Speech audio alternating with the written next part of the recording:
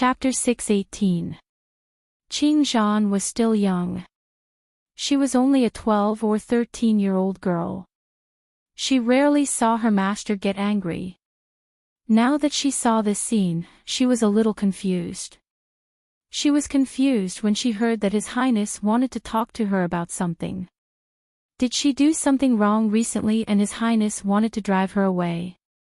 Someone wants you to go to the Holy Worship Palace. The young man's voice was cold, but it was not harsh. Instead, it was like high-quality porcelain that penetrated into people's ears. You should have received the news these few days. Qing Zhan nodded. She could not help but think of that evil and handsome face. The person who asked for you is young Master Lai. The young man said calmly, he has no other shortcomings. He just likes to hurt the maids. Be careful when you go there. If you feel uncomfortable, you can come back at any time. Qing Zhan's expression changed immediately. He likes to hurt the maids. Of course, if you don't want to, he won't force you. The young man swung his left hand that was bleeding and said calmly, he will only express his affection to you. This is his trick. It's the same to anyone. Qing Zhan thought for a while and her eyes dimmed. I know, young Master Lai has always been so loving. Your Highness, don't worry, I know what to do. Very good. The young man raised his thin lips, go and get ready. You will go at night. Qing Zhan looked down and replied, yes. Shadow listened at the side the whole time. The expression on his face was indescribably weird. After Qing Zhan went out, he said tentatively, Your Highness, young Master Lai doesn't seem to be as unprincipled as you said. Other than teasing people, the rest of him was okay. Hearing this, the young man wrapped his hand with a white handkerchief and looked back at Shadow slowly. Shadow was speechless with just one look. There was no need to confirm anymore. His Highness was slandering young Master Lai. It was so obvious. Even if Qing Zhan went to the Holy Worship Palace, she would not change her opinion of young Master Lai. If young Master Lai was just a playboy in Qing Zhan's heart before, he was equivalent to a womanizer now. Like to lay hands on maids. This sentence was very ambiguous to begin with. At this time, Nangong Lai still didn't know anything. He was wearing a fur cloak and standing outside the hall, thinking about how to explain to people. Qing Zhan, who was dressed in a servant's uniform, walked out from inside. She was a young girl with a sword at her waist. She gave off a vibe that she was as green as a bamboo. Nangong Lai cleared his throat and said with a familiar evil smile, Little Qing Zhan, come here. I have something for you. Qing Zhan walked over, but her attitude was not as close as before. Instead, she said in a serious tone, Young Master Lai, His Highness has a rule that a death attendant cannot simply accept things from others. I know, you will listen to your Highness. Nangong Lai's words were a bit sour, and the corners of his mouth were half hooked. However, you have to accept this thing. As he said this, he reached out and pulled the person. Just as he was about to snap his fingers, he wanted to send the roses out. Qing Zhan's subconscious reaction was to throw him to the ground with her back facing him. Helene Vivian felt the pain as she watched from the side, and the corners of her mouth twitched. Nangong Lai's head was dizzy from the fall. As the world was spinning, he could only hear Qing Zhan's cold and crisp voice, Young Master Lai, please show some respect. I'm not one of your women, and I'm not as casual as you. Nangong Lai swallowed the confession that he had been thinking about the whole day back into his stomach. He knew that she would misunderstand. However, there was no need to throw him to the ground so hard. Why did he feel that something was not right? The way she looked at him, wasn't it a bit too disgusted? She used to be so shy. This was not right. Little Qing Zhan said to Helene Vivian in a particularly righteous manner, Sister, young Master Lai likes to send flowers to people casually. You have to be careful. Nangong Lai was speechless. Since when did he like to send flowers to people? Did he, a priest, need to send flowers to anyone? The girls who were chasing after him had already lined up from the palace to the outside. Little Qing Zhan, you are really capable. Nangong Lai sneered, you even dared to throw me. If I want women, do I need to send flowers? Even if I don't say anything, they will come to me willingly. Initially, he thought that his words would be effective. Who would have thought that the other party only looked at him and said expressionlessly, I know. Then she disappeared into the fog. Nangong Lai held the anger in his heart. He waved his hand and the rose petals scattered all over the ground. How did this happen? The child was still very upset. Helene Vivian glanced at him. There is a problem with your character, and what you said just now is really bad. Nangong Lai was sad. She was very easy to coax before, and she had a good impression of me. Helene Vivian comforted him casually. It should be that she saw through your bad nature and suddenly realized it. Are you sure you are comforting me and not adding insult to injury? Nangong Lai still did not understand what is going on. Helene Vivian also could not figure it out. Logically speaking, Qing Zhan should have liked this guy since they were young, but looking at it now, it did not seem like it. The two of them looked at each other with the same blank face. They squatted in the snow in a row, and their eyes were confused. The scene of the confession was not supposed to be like this. Crack. The burning match in the heater made a muffled sound for the last time. The teenager wrapped the white bandage around his hand and listened to the report with a noble face. His thin lips curved. Qing Zhan threw him out. Yes. The shadow guard knelt on the ground with one knee. After he finished, he looked up and hesitated for a while. Your Highness, do you want Qing Zhan to apologize to Master Lai in the Holy Worship Temple? Even the genius priest was thrown out. What if he hated her? No need. The teenager stood up. His eyes were deep and there was no fluctuation in his voice. Who asked Master Lai to like to give flowers? He deserved to be thrown out. The shadow guard did not understand. His Highness and Master Lai had always had a good relationship. Why was Qing Zhan so rude this time and did not care? Did the two of them have a quarrel? The shadow guard was still guessing when the teenager said again, send the official business on the table to the Holy Worship Temple, say that it is urgent to deal with it. Send again. How many times had he sent it today? Even if Master Lai was a cat demon with 9 lives, he could not stand such torment. Nangong Lai could not stand the torment. That night, he secretly came to Beligaju's study room in the dark. His face was serious and remorseful. Ah, Ju, can you take it that my brother is begging you? What did I do to offend you? Can you just tell me directly? He was now suffering from both physical and mental torture. Little Qing Zhan did not know what was going on. Seeing him was like seeing a disease. She hid far away. Was he so dirty? Chapter 6:19. The young man seemed to have just woken up. He was wearing a fur robe, and his black hair was messy. He drank a mouthful of tea, and his clear eyes carefully looked at Nangong Lai who had appeared in front of him. Without thinking, he kicked him. Of course, it was not a real kick. Otherwise, Nangong Lai would not be able to dodge it.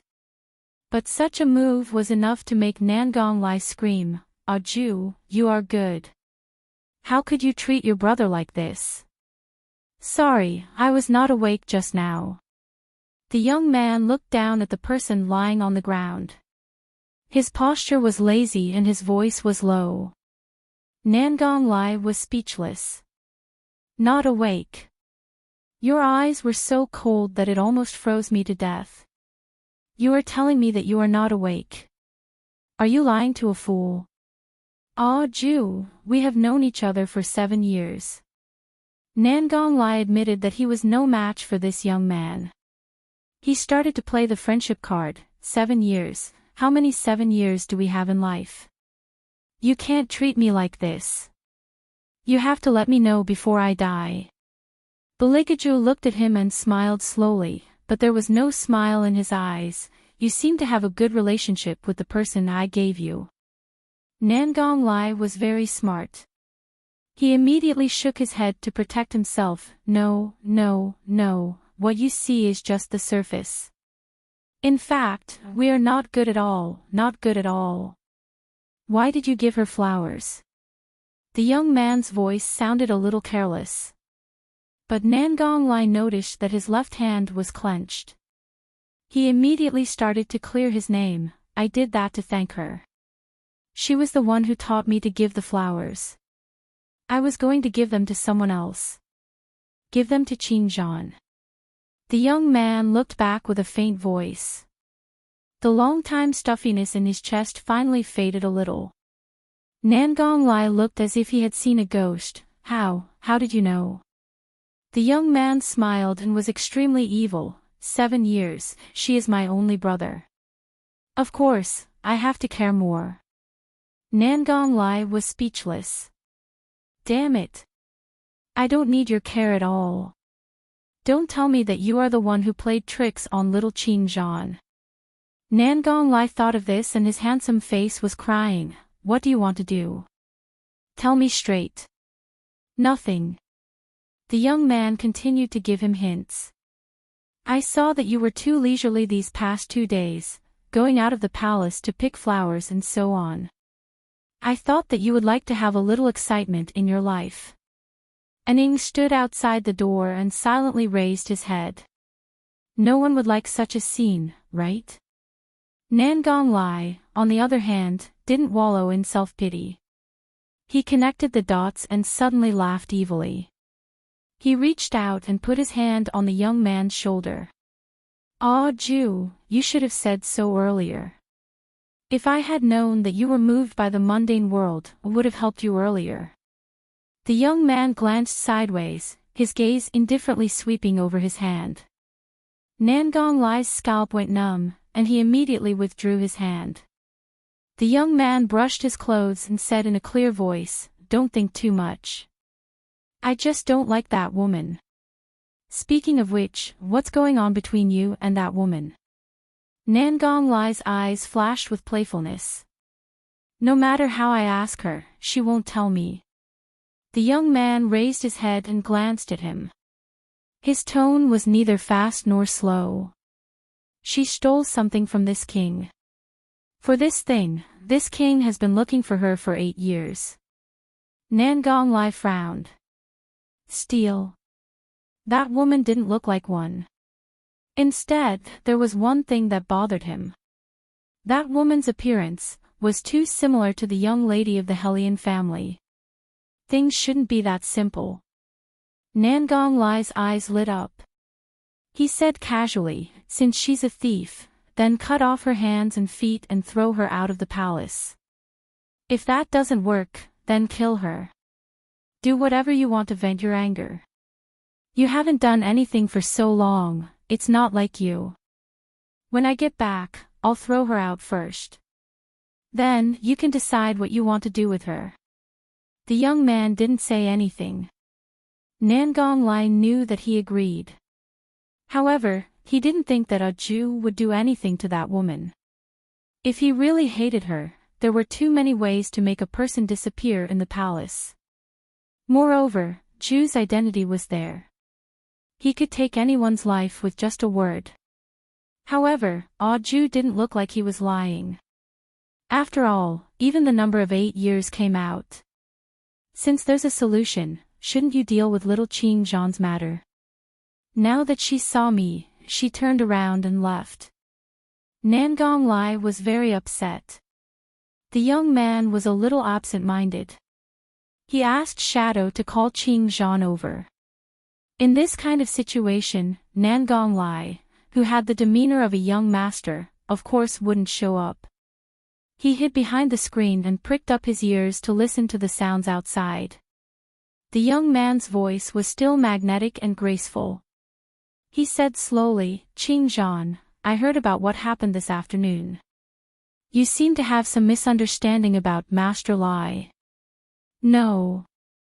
Qingzhan had a serious look on her little face. She was tender and childish. "Your Highness, I have seen how young Master Lai is normally.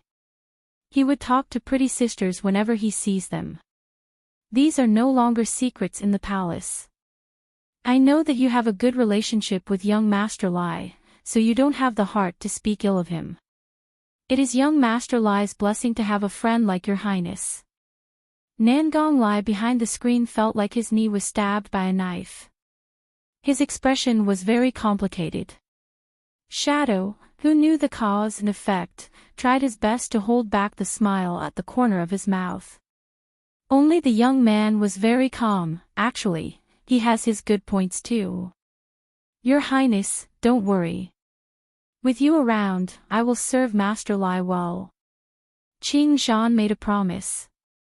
Although she was young, she was very loyal. Nangong Lai, however, was not happy at all. After Qingzhan left, he looked at the young man dejectedly. The young man's voice was faint. "I have tried my best. Who knew that you have the hobby of talking to pretty sisters? Nangong Lai. I regret it now. All right, Qingzhan will be by your side in the future. 3 years, isn't it enough for you to change her impression of you?" The young man rubbed his eyebrows and said tiredly, "Shouldn't you go and do your thing?" Nangong Lai was still silent in his own worries. When he returned to the Holy Worship Palace and saw Helene Vivian, the first thing he asked was, "Did you take something from Ju back then?" "No." Helene Vivian raised her eyebrows and said in a lazy voice, "Why do you say so?" Nangong Lai leaned on the door frame and said with an evil look, "I just went to his place. He said that 8 years ago, you stole something from him. He has been looking for you for 8 years because of it. Now that he finally caught you, do you think he will let you go?" "Sigh, good luck to you. I can only provide you with this little clue. Think about it carefully.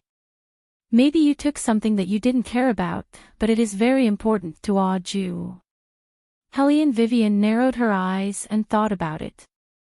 In the end, she shook her head. "Then there is no other way. You can go now." Chapter 620. Leave. Helene Vivian sat on the chaise lounge and crossed her long legs. "You want to chase me out? What about chasing Qingzhan? You don't want to do it anymore." Nangong Lai thought to himself, "If you don't leave, I will never be able to chase Qingzhan. Did Beligaju say something to you?" Helene Vivian was very smart. Her eyes dimmed. "He asked you to chase me out of the Holy Worship Palace." Nangong Lai touched the bridge of his nose. "You know, it's fun to fight with God, but to fight with him is to seek death. I can't hold on anymore, but I will help you secretly. But you still have to chase me out."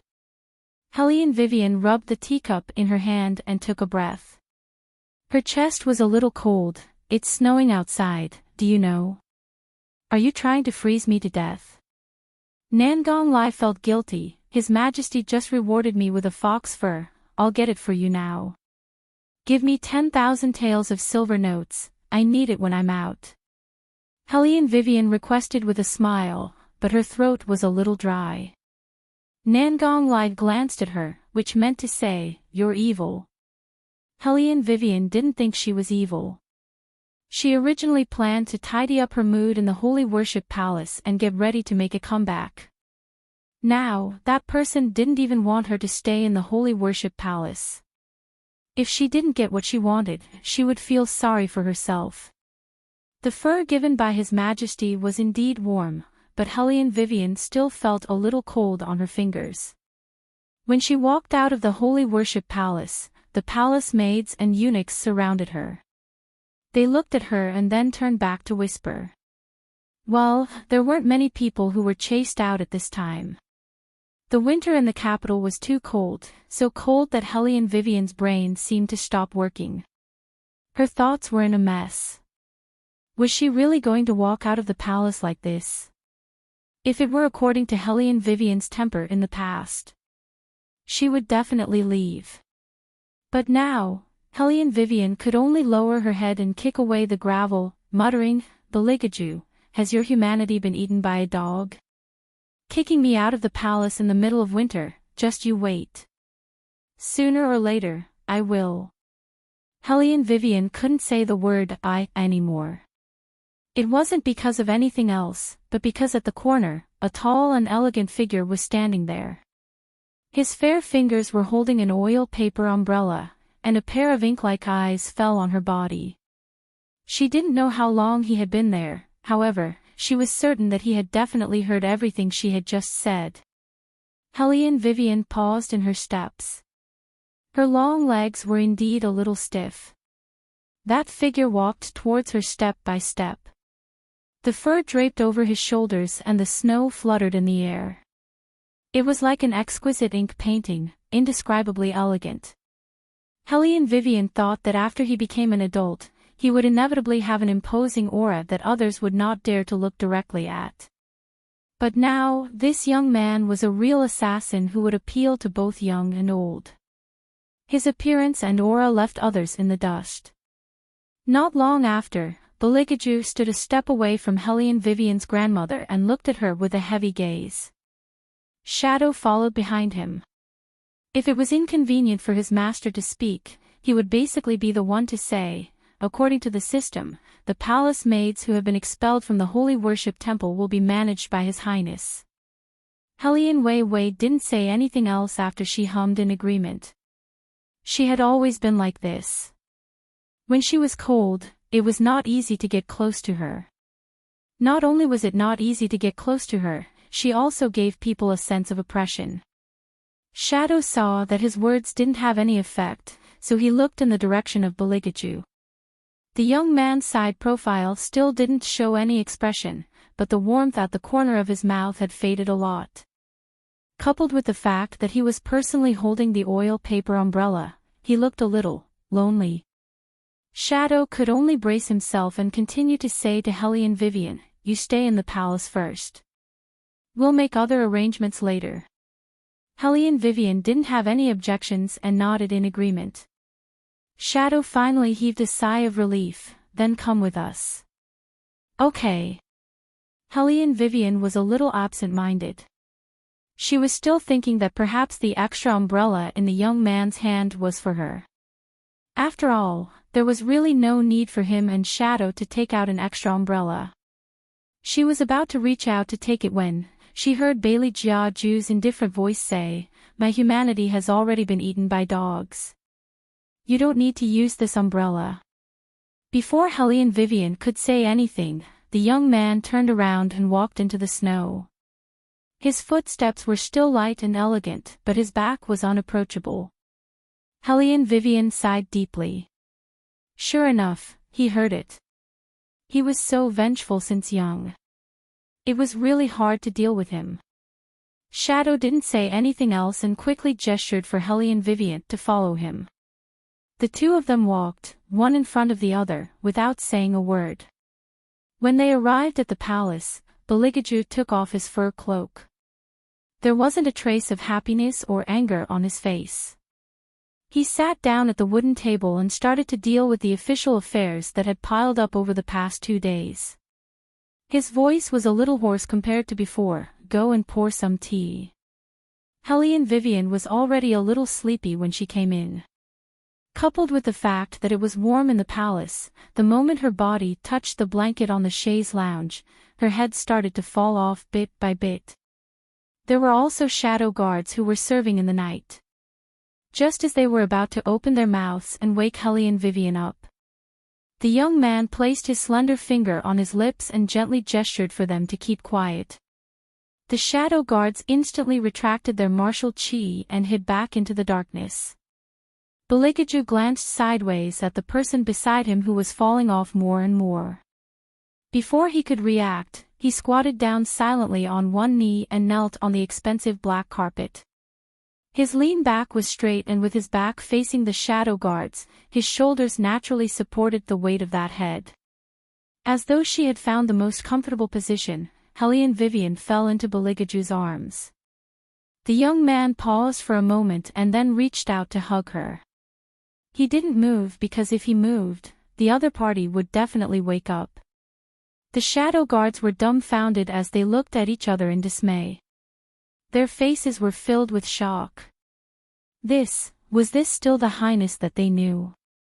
Shadow held on to the heater and didn't go forward to disturb them.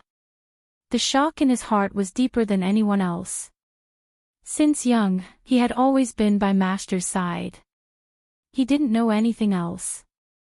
But in this world, there was probably only this woman who could make Master willingly give up his dignity, hide all his murderous aura and maintain such a posture. Halfway through, the shadow guards wanted to speak but were forced back by the young man's noble gaze. But 30 minutes had already passed. No matter how soft the carpet was, kneeling for so long would make one's knees hurt. Fortunately, the person who was dozing off finally opened her eyes. Looking at the young man who was hugging her, she was still a little dazed. "You're still so young. So handsome." Chapter 621. With that, Helene Vivian leaned over and kissed Beligaju on the corner of his mouth. However, at that moment, the youth's eyes turned completely cold. There was no need to think. Who did she think he was? Compared to anger, he felt more like his heart was empty. Caught off guard, the youth pulled his hand back and looked down at her. His voice was very cold. "I didn't ask you to come back for you to be lazy. You really should learn how to be a palace maid." The moment his fingers touched the ground, Helene Vivian woke up. Looking at his emotionless eyes, she frowned in confusion. In the middle of the night, she was busy pouring tea and grinding ink. Helene Vivian wasn't afraid of doing these things, but it didn't feel good to be treated as a palace maid. Especially the next day, she had to arrange lunch to entertain a certain highness's confidant. Helene Vivian felt that the whole world was full of malice. "This is spicy, I can't eat it." The girl in plain clothes looked at the boiled fish that Helene Vivian served and shook her head awkwardly. She wasn't being pretentious, but she really couldn't eat spicy food. Helene Vivian was very calm. Her palms seemed to be holding the wind. With the force of her slender white fingers, those plates flew into the air. Then, she gently patted the table. The plates fell back on the table in an instant. There was no trace of the vegetable soup spilling. The only change was the plate arrangement on the table. The girl in plain clothes saw this scene and her big eyes were filled with shock. "You! If such abundant martial chi participated in the competition, it would definitely be the best." Bailey Jiaju's calm eyes also changed, the fingers holding the bamboo chopsticks tightened again and again. For so many years, he deliberately ignored a problem. That was, how did she avoid the guards in the palace and disappear just like that? Now he knew. With that move just now, as long as she wanted to, none of the shadow guards outside the palace could stop her. "Your Highness, Your Highness." The plain-clothed girl gently called out to the young man. She could clearly sense that he had changed. She couldn't help but feel a little uneasy. Beligaju replied, and even his gaze was gentle. The bystanders were naturally envious. But only the plain-clothed girl knew that such gentleness would feel fake after a long time. Ever since she had known him, except when they were young, he would frighten others. After that, whenever he faced her again, he would always be as gentle as jade. He would never get angry or show any other emotions. Everyone said that he had given her all his patience. In reality, this kind of patience seemed to be deliberately created, nothing. The young girl had forgotten what she wanted to say. In addition to the fear she had since she was young, she was especially careful when dealing with Baligaju. Nangonglai watched from the side and the corners of his mouth curled up. "Ah, Ju, have you found your things?" "No." Baligaju wiped the corners of his mouth with a white handkerchief. There was no fluctuation in his voice. Nangonglai swept a glance at Hellion Vivian, who was standing, and his smile deepened. "Then you have to look for it carefully. Speaking of which, Ah Ju, that day should be the first time you were intimate with a woman, right?" Hearing this, the expressions of the two people at that time didn't change. The young girl's reaction was the biggest. The tender pink color spread from her cheeks to her neck. Baligaju casually raised his eyes and met Nangonglai's smiling lips. He only said 2 words, "No." "Ah." Nangonglai originally thought that he had guessed correctly. Now that he heard Baligaju's words, his gaze suddenly changed. He swept a glance at the blushing young girl. "No way, you kissed." Hearing this, Hellion Vivian's fingers under her long sleeves paused. She looked back at the two people. One was as indifferent as Jade, the other was extremely shy. They were a good match. She laughed softly and didn't say anything. She was just confused. Based on her understanding of Baligaju, even if that person wanted to leave a memento, he wouldn't really do anything. If there was any action, it meant that there was sincerity mixed in. Hellion Vivian frowned and felt a little pain in her temples. She had never thought about this situation. But no matter what, even if that person had given up everything for her, she wouldn't tolerate sand in her love. But, even so, she still had to take him back. This had nothing to do with whether she liked him or not. It was that she had to complete this matter. Hellion Vivian moved her wrist.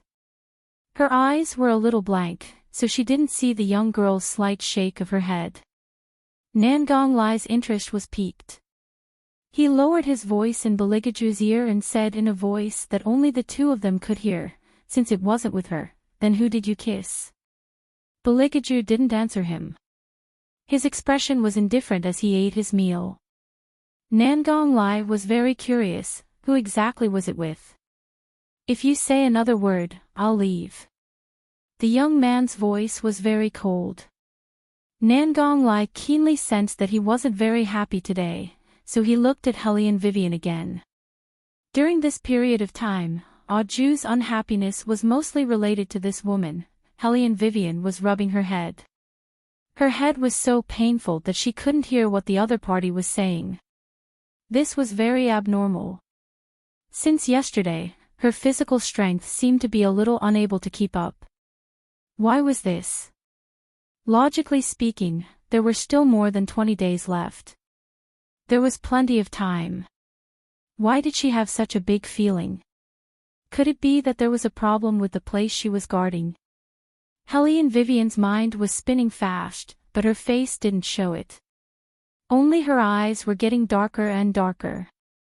Nangonglai was still admiring how she could be so calm when he saw the young man sitting next to him looking at that woman with a gaze that he had never seen before. It was an indescribable feeling. However, that kind of feeling made Nangonglai feel as if it was a little out of his control. This wasn't necessarily a good thing for Aju. During the meal, everyone had their own thoughts. Even the tea and snacks were absent-minded. Coincidentally, the emperor had something to do, so he called Baligaju over. Lunch finally came to an end. When there was no one around, Hellion Vivian tried to talk to the red string on her wrist. She wanted to summon the fire Qilin from her consciousness. But in the end, all he got was silence. Maybe she was using the wrong method. Or maybe she could only talk to the fire Qilin when it first communicated with her. A series of guesses made Hellion Vivian's head hurt even more. Her body also felt a little tired. In order to better recover her condition, Hellion Wei simply found a corner in the sleeping chamber and closed her eyes. Chapter 622. Her face was a little hot. Helene Vivian did not expect to get such an answer. Only one person in the world would say such a thing with a cold expression. Why? Didn't you feel it? The young man's fingers touched her waist, the corners of his mouth curved up. It was a little cold, but it was more seductive. That's right, it's because you are so unguarded that you would sit on me in such a position. If Beligaju did not say it, Helene Vivian would not have noticed how ambiguous her actions were. Her waist was held by him, as if she was doing something to him. Wait a minute, she had only done that to calm him down. Why did everything change after he said that? What else do you want to hear? The young man held her hand tightly, his thin lips brushed past her ear, the heat was on her softest part. Helene Vivian's heart was beating like it was going to explode. I don't want to hear anything. She just wanted to lift the blanket and hide herself in it. She had no experience at all, really. Then let me ask, why do you care? Beligaju reached out and pinched her chin, his handsome face approaching. Don't be ambiguous. Helene Vivian paused and said, of course I care. You should know that if you are not completely mine, then I would rather not have you. Then what if I let you stay? The young man's eyes were brighter than ever, as if he was holding his breath, waiting for an answer. Helene Vivian looked at him and shook her head stiffly. The young man smiled, all the warmth was burned away in an instant. He thought that because she cared about his kiss, it meant that she liked him. But in reality, he was wrong. She cared because he was a fragment of that person from the very beginning. Only that person was the existence at the top of her heart. For that person, she could risk her life and look for soul fragments everywhere. For that person, she could give up everything at her fingertips. It was not like he could not give her wealth, but she did not even look at it. He used to think that she only liked mature, good-tempered, and gentle men. That was why he tried his best to be less venomous. However, his efforts were of no use. He saw that she still wanted to mock him. But now, he understood that no matter what he became, she wouldn't care. Because she only thought of that person in her heart. How infatuated. This kind of infatuation would probably move anyone who saw it. However, Beligaju's chest felt like it was filled with heavy lead water. It was so heavy that it made it hard for him to breathe. Back then, she didn't even give him a word before leaving. He thought that she was a heartless woman, but in fact, she was not heartless. She had given her heart to another person. He had never tasted anything like this before. Unable to obtain what he wished for, he was in an extremely sorry state, yet he desperately wanted to see himself in the other party's eyes. Even if I go back and hate you, you still want me to go back with you? Beligaju's voice was very cold as the air in a winter's night. In addition, his hand moved to her neck, which made Helene Vivian feel cold all over in an instant. The word ruthless was like a bayonet, choking her throat. Even when she spoke, it was painful. Even if you hate me, you have to go back with me. If you don't go back, you will disappear forever. Do you know why the fire Qilin is not by my side?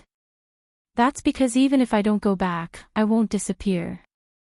I have enough of an independent personality. It's only a matter of time.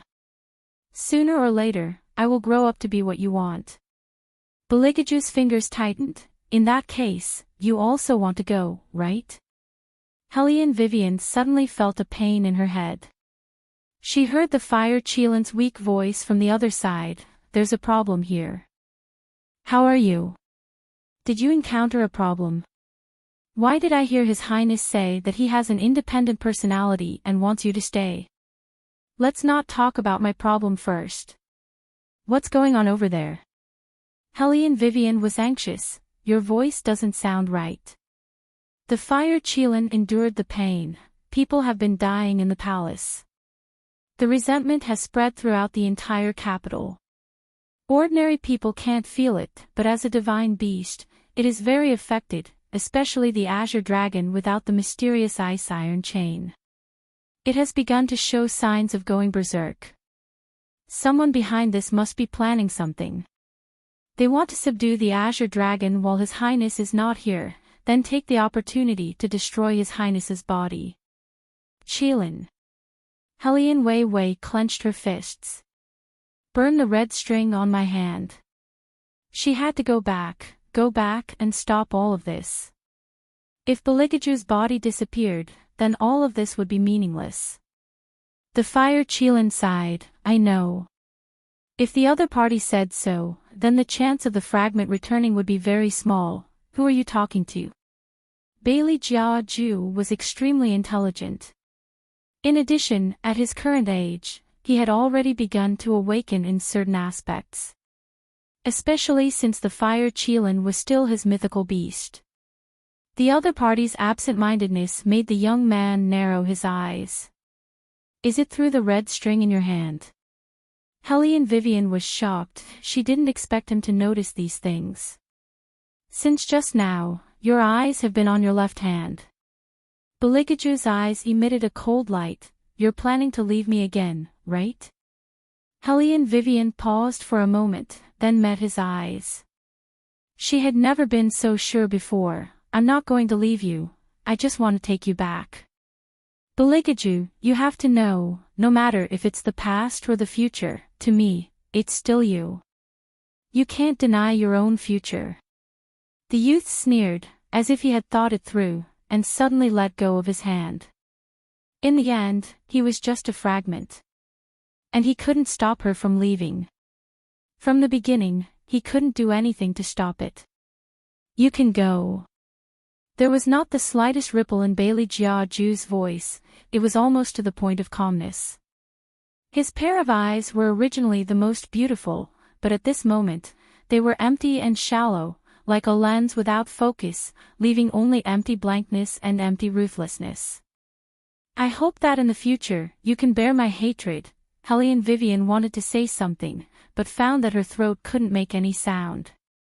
She watched as the youth in front of her became more and more blurred, her mind turned black, followed by the familiar feeling of dizziness. She couldn't distinguish between north, south, east, and west at all. When she woke up again, she had already returned to the original place. Chapter 623. The Green Dragon Lake was covered with thick fog. Fire Kylin looked at her and stamped 2 steps forward with its red claws. Miss Hellion Weiwei. Hellion Vivian ignored it. The first thing she said when she looked up was, "Where is he?" His body is still there. The soul returning lamp is not out, but... Fire Kylin looked at the lamp beside it. Master is back. Hellion Vivian clenched her hands and murmured with her head down, not back. How is that possible? He said that he would come back. Even if it was at the cost of hating her. Fire Kylin looked a little depressed and said in a low voice, there is still time before the 49th day. Since the soul returning lamp is not out, it means that Master is thinking about it, but he will definitely come back. Hellion Vivian interrupted it and her eyes were shining. He hates me so much. How can he not come back? That man is a vengeful person. He will not be satisfied if he doesn't come back and kill me with his own hands. Fire Kylin was stunned. So you asked me to burn the red rope? Just to make him hate you and have to come back. To be honest, Fire Kylin had lived for so many years and had seen a lot of infatuated men and women. There were many who risked their lives for their master. However, for the sake of His Highness's life, Wei Wei was truly the only one who was willing to give up everything. But, what if His Highness really hates you after he comes back? Fire Kylin couldn't help but ask. Hellion Vivian's eyes were gloomy at first, then she smiled brightly, then let him fall in love with me again. Besides, there is no hate without love. Fire Kylin wanted to say that if things in the world could be predicted so well, there wouldn't be so many regrets. What I am afraid of is that he really only hates you and doesn't love you. Hellion Vivian was smart enough to know this. If there was enough time, she might be able to explain things slowly, but the situation didn't allow it. She had to take a gamble. Bang!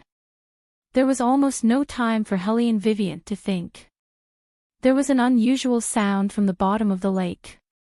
The earth shook twice. Hellion Wei Wei regained control of her body and looked at the fire Qilin. What happened? It's the Azure Dragon. Fire Qilin was also anxious. It has been like this for the past few days. Someone wants to subdue it and has already set up a formation. The resentment is too strong, so it can only rely on hitting to maintain its rationality. Hellion Vivian narrowed her eyes and didn't say anything. She pressed her fingers against the ground and jumped into the lake. By my command, by my name, Yuan Ming, come out. Hellion Vivian stood in the middle of the lake, her long robes fluttering in the wind and her black hair dancing in the wind. An invisible air current surrounded her like a natural barrier. It emitted a faint light and separated all the water, leaving only that piece of heaven and earth. His silver hair was like the moonlight sprinkling down, setting off that outstanding handsome face. Standing behind Hellion Vivian, his pair of long and narrow eyes carried a dense evil charm. Resentment spread out from his surroundings. Unexpectedly, evil spirits couldn't get close to him. Hellion Vivian didn't know why, but she felt that Yuan Ming seemed to be different this time. But she couldn't tell what the difference was. Yuan Ming laughed first, with a strong evil spirit. Why did you call me out? To swallow all the resentment of the Azure Dragon Lake. Hellion Vivian didn't understand formations.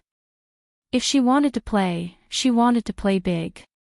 It was okay to be rough. Anyway, she was that ruthless. Yuan Ming raised his eyebrows and looked at her. I need someone to split the lake bottom to remove the resentment. I know. Hellion Vivian moved one hand. I will split the lake bottom. You only need to do what you should do. Yuan Ming laughed again, with a hint of playfulness in his voice. Good. As soon as he finished speaking, Hellion Vivian bit her finger. She raised her right hand with great strength. Her eyes burst out with coldness, which was almost bone-chilling. By my command, the wind and clouds of the world, rise. The invisible gas gathered in the center of her palm. A huge whirlpool stirred up the entire Azure Dragon Lake. Hellion Vivian stood in the center of the whirlpool without dodging. Her eyes were like torches. Her robe fluttered, and several rays of light burst out from her back, forming a golden lotus. The Azure Dragon surged on the surface of the lake. A huge golden lotus rose from the bottom of the lake, and slowly pressed down from the lake. In the process of pressing down, the lake water automatically separated. The gas was condensed like clouds. The evil spirit that filled the air melted like snow and turned into nothingness. The aura became stronger and stronger, and the entire Azure Dragon Lake couldn't help but shake. The Azure Dragon jumped out, stirring up huge waves in the air. The turbidity in its eyes was finally washed away by the light of Buddha. It sank to the bottom of the lake again. A pair of dragon eyes quietly looked at Hellion Vivian in the lake, like a newborn baby who had forgotten everything. Hellion Vivian reached out and put her hand on the dragon's head with a faint smile. Then, she touched it with her face. Be good. We'll wait for him to come back together. The Azure Dragon that had been infected by resentment had lost its consciousness.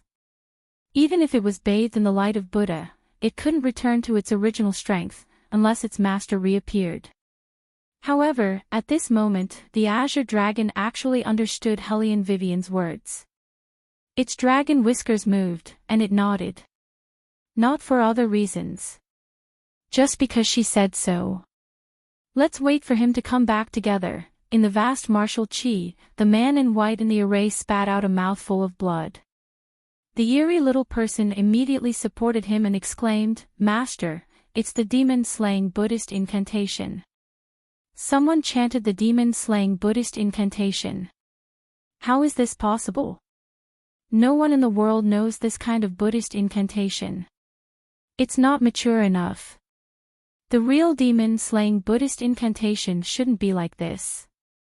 Jing Wushuang wiped the blood from the corner of her mouth with the back of her hand. Her face was pale. Although he said so, he was also afraid in his heart. The demon-slaying Buddhist incantation. It was an incantation that no one in the demon-slaying tribe could understand. Even Ni Feng, who was extremely talented back then, only knew the method, but she couldn't learn it. But now, the demon-slaying Buddhist incantation had returned to the human world. Who was it? It was obvious that she had a deep affinity with Buddhism, but she just had to make a contract with the devil. Could it be that Hellion Vivian had returned?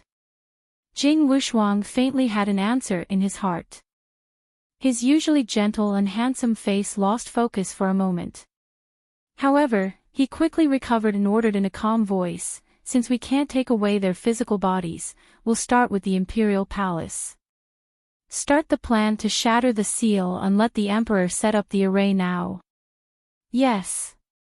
The little person was a resentful baby. There were many people who had miscarried in the Imperial Palace, so it could be said that it was like a fish in water there. It could do anything with ease. Moreover, no one knew that the current emperor was already different from the previous emperor. Chapter 624. Ever since he started eating pills, ever since he obtained power, he still didn't know how to be satisfied. Ever since he wanted to live forever, he had fallen into this trap. The blood of a young girl was the best at prolonging one's life, but it could also make one addicted to the path of evil. There was blood in every pill the emperor took. As long as the master gave the order, that person would be nothing more than a tool in their hands. The night grew darker. In the inner courtyard of the palace, the shadows of the trees swayed. The emperor, dressed in bright yellow, sat in a dark corner. His expression could not be seen, but the blood at the corner of his mouth made him look gloomy. Eunuch Gao did not dare to raise his head to look through the barrier. He lowered his head in fear, and even his fingers were trembling. The emperor glanced at him, and his voice turned cold. "Did you see it?" Eunuch Gao froze and trembled all over.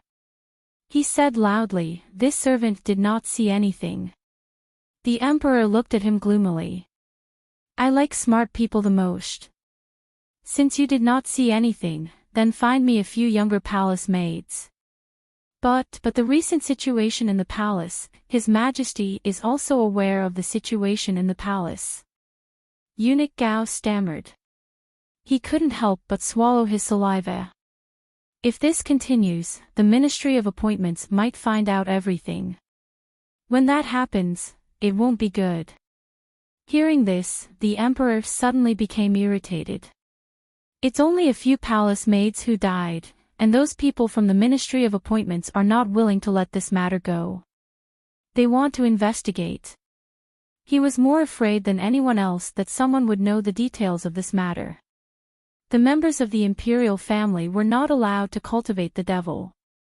This was a rule passed down by the ancestors. Although the retired emperor was not in the palace, his old subordinates still held some military power. He could not act rashly. If people found out that he drank human blood in order to achieve immortality, everything he had now would be taken away. He could not lose the throne, and he could not lose the power in his hands.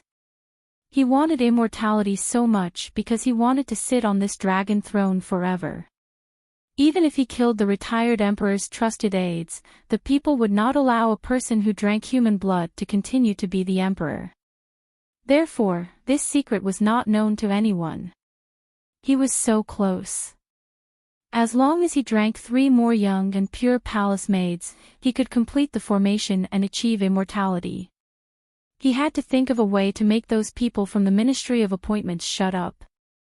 The emperor lowered his eyes and was deep in thought. Right at this moment, there was a sudden noise coming from the side of the barrier. The emperor's eyes immediately darkened as he looked in that direction. Who is it? The little one looked at the candlestick beneath his feet. His tiger-like eyes darkened. His body, which was about to run away, also paused. A chill ran down his spine. He only paused for a moment, then immediately ran out. He was still holding the fruit that he had just taken from outside. He took a bite and said in a dignified manner, "Imperial Father, it's me. I was hungry and couldn't find anything to eat, so I came to find Imperial Father." The emperor lowered his eyes and looked at the little one not far from him. His eyes darkened as if he was confirming something. Come to father." The little one's left hand, which was hidden under his long sleeve, clenched tightly, but his face was still as dignified as ever. Third brother had said it before. No matter what the situation was. Just don't let the other party see your true emotions. That meant that there was a chance of victory in everything. At the thought of this, the little one held the dessert in his hand and walked toward the emperor as usual. 1 step, 2 steps, 3 steps, that's enough. You don't have to come over. The emperor raised his lower lip and was very gentle. You can see clearly if you stand there. Didn't you hear anything when you were standing outside just now? The little one knew that the emperor was testing him. Third brother had also said that the emperor had to be 30% fake and 70% real before anyone would believe him. Just by saying that 70% was real, it was enough to dispel people's doubts. I heard it. The little 7th prince held the dessert in his mouth and puffed up his cheeks. His tone was very cool. I'm not deaf. Of course I can hear. Has Imperial Father been talking to Eunuch Gao all this time? What were you talking about? Was it about what to eat for breakfast tomorrow? Eunuch Gao heard this and heaved a deep sigh of relief. He was really afraid that the little 7th prince would hear something at this critical juncture and say it out loud again. With His Majesty's current thoughts, if the little 7th prince really heard everything, he might not be able to keep his life. Fortunately. Eunuch Gao suppressed his shock. On the other side, the emperor also laughed. Do you think that everyone is like you who only knows how to eat? If you're hungry, go to the imperial kitchen and ask them to prepare something good for you. I'm tired too. You can go and rest. Yes. Can I take away the desserts outside? The little one acted as gluttonous as usual. The more he acted like this, the happier the emperor was. Of course you can. As long as he didn't hear anything, it was easy to talk about. Thank you, Imperial Father. The little one walked out in a dignified manner. When he stretched out his little paw, it was a little itchy. He reached out and scratched it. The emperor watched his movements with heavy eyes, and his gaze fell on the back of his hand. The little 7th prince had been practicing martial arts since he was young. Of course, he knew that the emperor was staring at him. It was like a snake staring at its prey. As long as the prey showed a little weakness, the snake would swallow it in one bite. The little one stood against the light. Her tiger-like eyes narrowed. Then, she grabbed all the pastries on the table and held them in her arms. She walked out of the bedroom unhurriedly and leisurely. Seeing that the little one had left, the emperor's face darkened. Send more people outside. No matter who it is in the future, no one is allowed to enter my bedroom as they please. Yes. Eunuch Gao trembled again. As expected, the emperor had the intention to kill just now. The emperor seemed to be thinking about something else. He asked, "Did you see the little one's hand just now?" "I saw it." Eunuch Gao replied respectfully, "The 7th prince is still the same as when he was born. Once there is too much resentment around him and it's cloudy, something will rise from his body. Other than the time when he was 1 year old, I haven't seen him reach out and scratch for many years. However, Your Majesty, don't worry. I believe that the seventh prince will recover in a few days. After hearing this, the emperor slowly narrowed his eyes. Scarlet began to spread from the corners of his eyes. Then tell me, did he hear what I said? The emperor's tone was very slow. Every word was filled with eerie coldness. Eunuch Gao's heart shrank again. I don't think so. Don't think so. The emperor turned his head and looked at himself in the bronze mirror.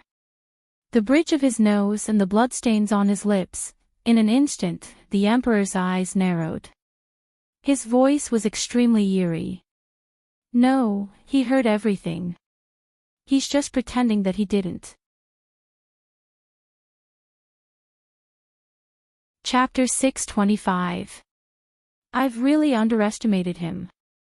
How could a child who grew up with third prince only know how to eat? The emperor reached out and wiped the blood on his lips. His eyes were gloomy. Pass down the order. Say that the murderer who killed the palace maids has been found. Eunuch Gao suddenly paused. The murderer who killed the palace maids. That's right. The emperor curled his lips. The seventh prince's demonic nature has been revealed. He killed them to suppress his terrifying appetite. After I found out, he fled in panic. Write an imperial edict now and announce it to the world. Ask the Ministry of Personnel to investigate immediately. His matter could not be discovered by anyone. Even if that person was his son. Moreover, this was an opportunity for him. As long as the Ministry of Personnel transferred all the suspicion to another person, he would be able to extricate himself from the whirlpool. As his son, it was only right for him to take the blame for his father. He would treat it as a return to his father for doting on him all these years. Once the imperial edict was sent out, no one would believe Little Seven even if he wanted to say anything. How could Eunuch Gao not understand the logic behind this? However, he had no other choice. The retired emperor and the royal family were not present. The person who made the decisions in the palace was the emperor after all. If he did not do as he was told, only death would await him. That night, the imperial edict was sent out. The entire patrol camp of the imperial army entered the palace. They were the emperor's personal guards. Usually, when they were dispatched, it meant that something big was going to happen. The palace maids and eunuchs were whispering in panic. What's going on now? Don't you know? I heard that they're trying to catch the seventh prince. The people from the Palace of Heavenly Purity leaked that the seventh prince was the one who killed the palace maids. That's impossible. Someone exclaimed. The seventh prince is such a cute child. How could he kill so many palace maids at such a young age? I'm not too sure about this, but it seems to be related to him becoming a demon. Don't you think that the seventh prince's appetite is much bigger than others? How could a child eat so much? However, the seventh prince has never felt full. Last time, he ran around with a goldfish in his mouth at Eunuch Sun's place and was nagged for a long time by Eunuch Sunday. Tell me, which child would eat raw fish? Let's be more careful in the future. We haven't found the seventh prince yet. If he sets his eyes on us, we might even be sucked dry by him. Don't say any more, it's so scary. In the deep courtyard of the imperial palace, the noise gradually faded away. But it couldn't stop the situation from changing. Now, the palace maids went out in groups. Even when they went to the toilet, they had to call someone with them, for fear of encountering an accident. The seventh prince's martial chi had always been amazing, so it was not that easy to capture him. The patrol camp sent thousands of people to conduct a carpet search of the imperial palace. East Gate, West Gate, North Gate, North Gate, South Gate. Each gate was personally guarded by a revered teacher sent by the elder courtyard. Whether the seventh prince could be caught or not was another matter, but one thing was for sure, he should still be in the palace. Patter. Dong Song couldn't bear the weight of the snow. He lowered his head and the snow fell on the little one's body. The little one curled up into a ball. His clothes were already soaked. The numbness and itchiness coming from his body mixed with a sharp pain made him want to scratch his body. However, the pain and itchiness didn't ease at all. Soon, a few scratches appeared on the back of his hand. The little one looked at the scratches on the back of his hand and frowned in pain. Then, he leaned against the tree trunk. He originally wanted to look for his third brother. Halfway through, he realized that his third brother and third sister-in-law hadn't been around recently. Moreover, his third brother's place was definitely the most dangerous. On the contrary, if he hid in the palace of heavenly purity, he wouldn't be caught immediately. The little one dragged her tired body and moved her feet. She felt that every part of her body was burning hot, and she could not exert any strength in her limbs. He rubbed his stomach and took out a piece of pastry from his outer robe. He put it in his mouth and chewed twice with his head held high. He heard what the palace maid said. His imperial father was most likely going to push him out to be the scapegoat. After all, little Seven was different from Baligaju. When he realized this, his tiger eyes dimmed. He pouted and looked like he was about to cry. However, very soon, he sniffed. His third brother said that a man shouldn't cry. He was such a manly man. He definitely couldn't ruin his image. However, he was still afraid. It wasn't because of anything else, but because of the thing on his hand. The little one rubbed against it with all his might. It was inevitable that he felt a little wronged. He only liked to eat a little. He was so handsome. How did he look like a monster? The little one looked up and thought. He took another bite of the cold pastry in his hand and growled like a tiger cub. Third brother, where did you go? If he didn't come back, he would really be caught. He didn't want to go to the dungeon. The food there wasn't delicious at all. The little one gritted his teeth. He knew that it was useless to keep hiding here. He tried to circulate his chi a second time but found that his limbs were still weak. Outside the west gate of the imperial palace was the sacrificial hall. Perhaps he could find Pervert lie there. However, there were many of his imperial father's people in the sacrificial hall. He had to be careful. The little one had never been like this before. Even when he walked, he was wobbling like a trapped beast that had lost its claws. Still haven't caught him. In the dark, the emperor's expression turned cold. Have you searched the third prince's chamber? The imperial guard with an iron mask cupped his hands and bowed. Your Majesty, we've searched everywhere. We still haven't found the seventh prince. What about the ministers in the Ministry of Civil Affairs? Did they receive news that the seventh prince knew a big secret and wanted to tell one of them? The emperor asked again. The imperial guard commander shook his head. No, but many of them don't believe that the seventh prince is the murderer of the palace maids. After all, it's ridiculous that he became a monster. Ridiculous. If they saw the seventh prince with their own eyes, they wouldn't say that. But this kid is really good at keeping his cool. He didn't make a move for so long. The emperor rubbed the blood stains on his fingertips. A normal child's first reaction after finding out about this was to ask for help. He had arranged so many people in the Ministry of Civil Affairs just to catch him. In the end, the emperor clenched his fists. The Imperial Guard commander suddenly thought of something and said in surprise, "Oh right, Your Majesty, we haven't searched the Palace of Heavenly Purity." Hearing this, the emperor's fingers paused. His eyes flashed with excitement. Seal the Palace of Heavenly Purity immediately and inform all ministers in the Ministry of Civil Affairs to put on their court robes and enter the palace. I want them to see for themselves whether the seventh prince is a human or a monster. Chapter 626.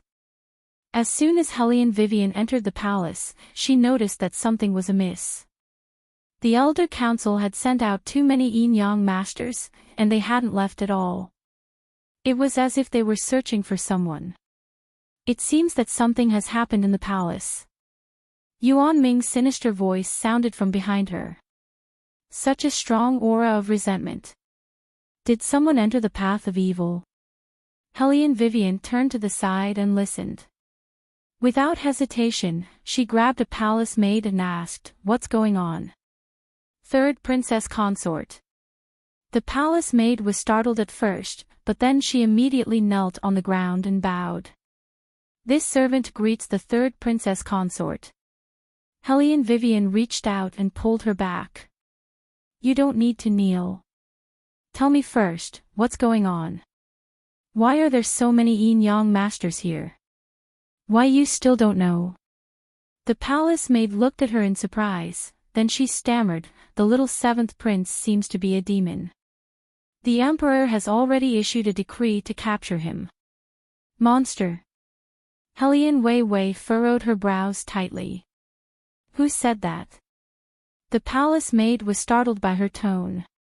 This servant isn't too sure. I think the news came from the Palace of Heavenly Purity.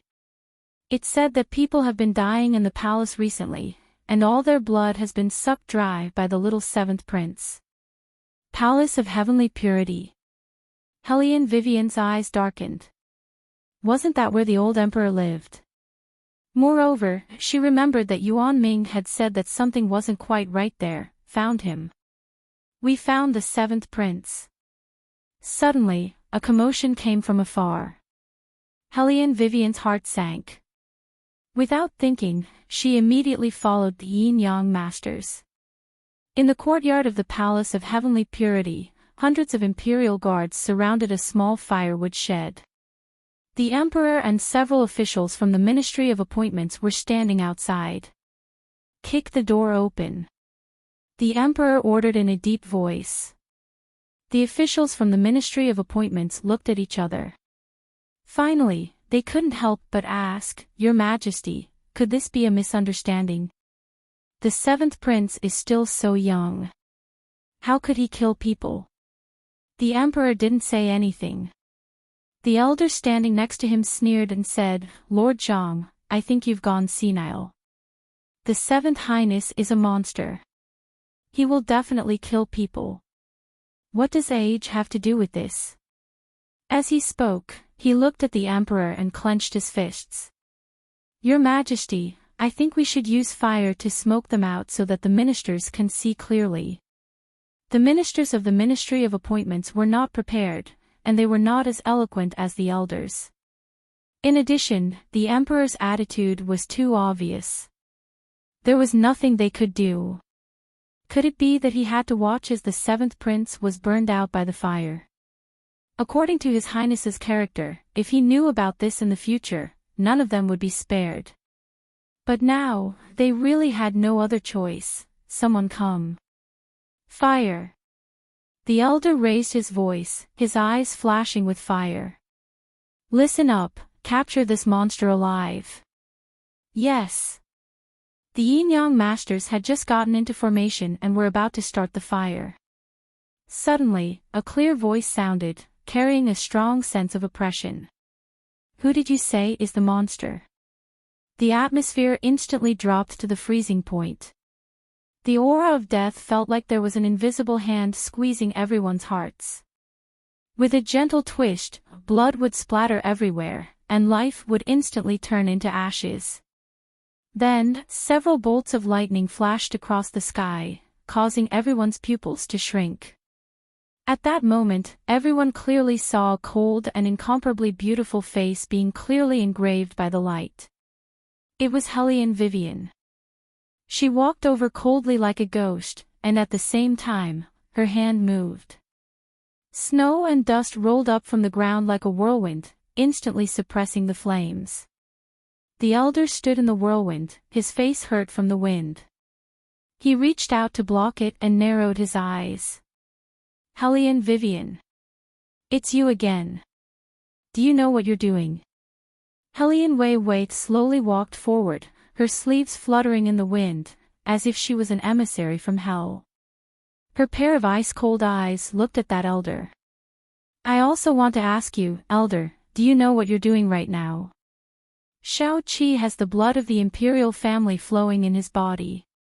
You're going against your superiors and burning him, what are you thinking? The elder was choked by her words and was momentarily speechless. The little eunuch beside the emperor saw his master nod and loudly shouted, Third Princess Consort, everyone knows that you want to protect His Highness the Seventh Prince, but you can't protect him like this. Now that His Highness the Seventh Prince has become a monster and killed so many people in the palace, you actually ask the elder what he's thinking. You clearly want to protect the murderer. Are you speaking on behalf of yourself or His Majesty? Hellion Wei leisurely cast her gaze over. The emperor frowned. The little eunuch was a shrewd person, so of course he wouldn't expose his master. He only loudly said, I'm speaking on behalf of all the dead palace maids. Kacha! A few sounds of wood breaking suddenly sounded in the air. There was still a raging fire above the head as it rolled to the side of the little eunuch's feet. The little eunuch jumped in fright. When he raised his head, he saw Wei looking at him. At this moment, her ink-black eyes were like the deep and serene ocean, yet her voice was calm. Say that again. The little eunuch froze and then shouted with a sharp voice, You won't let people speak the truth. His Highness the Seventh Prince is a monster. However, before he could finish his sentence, his body fell to the ground with a thud. Hellion Vivian's foot stepped on his wrist. The wind that was blowing on her body suddenly became hot, as if it was burning holes in his body. What was even more terrifying was that he didn't know why he couldn't even make a sound. He could only silently twitch with his mouth open, as if the god of death had grabbed his throat. Who told you that those palace maids were killed by Shao Qi? Hellion Vivian's voice was cold. A eunuch dares to slander a prince like this. He deserves to die. The emperor didn't think that Hellion Vivian would be so bold as to make a move in front of him. His face couldn't maintain its calm, and his voice seemed to be forced out from his lips. Hellion Vivian, however, Hellion Vivian didn't give him a chance to speak. She immediately interrupted him with a salute. With a face full of loyalty, she said, Your Majesty. Your servant has helped you get rid of the traitor who wronged the Seventh Prince. Your Majesty, please don't blame your servant. The muscles on the emperor's face twitched in anger, but he couldn't do anything to Hellion Vivian. Because if he did, it would be too obvious. It would be hard to avoid suspicion.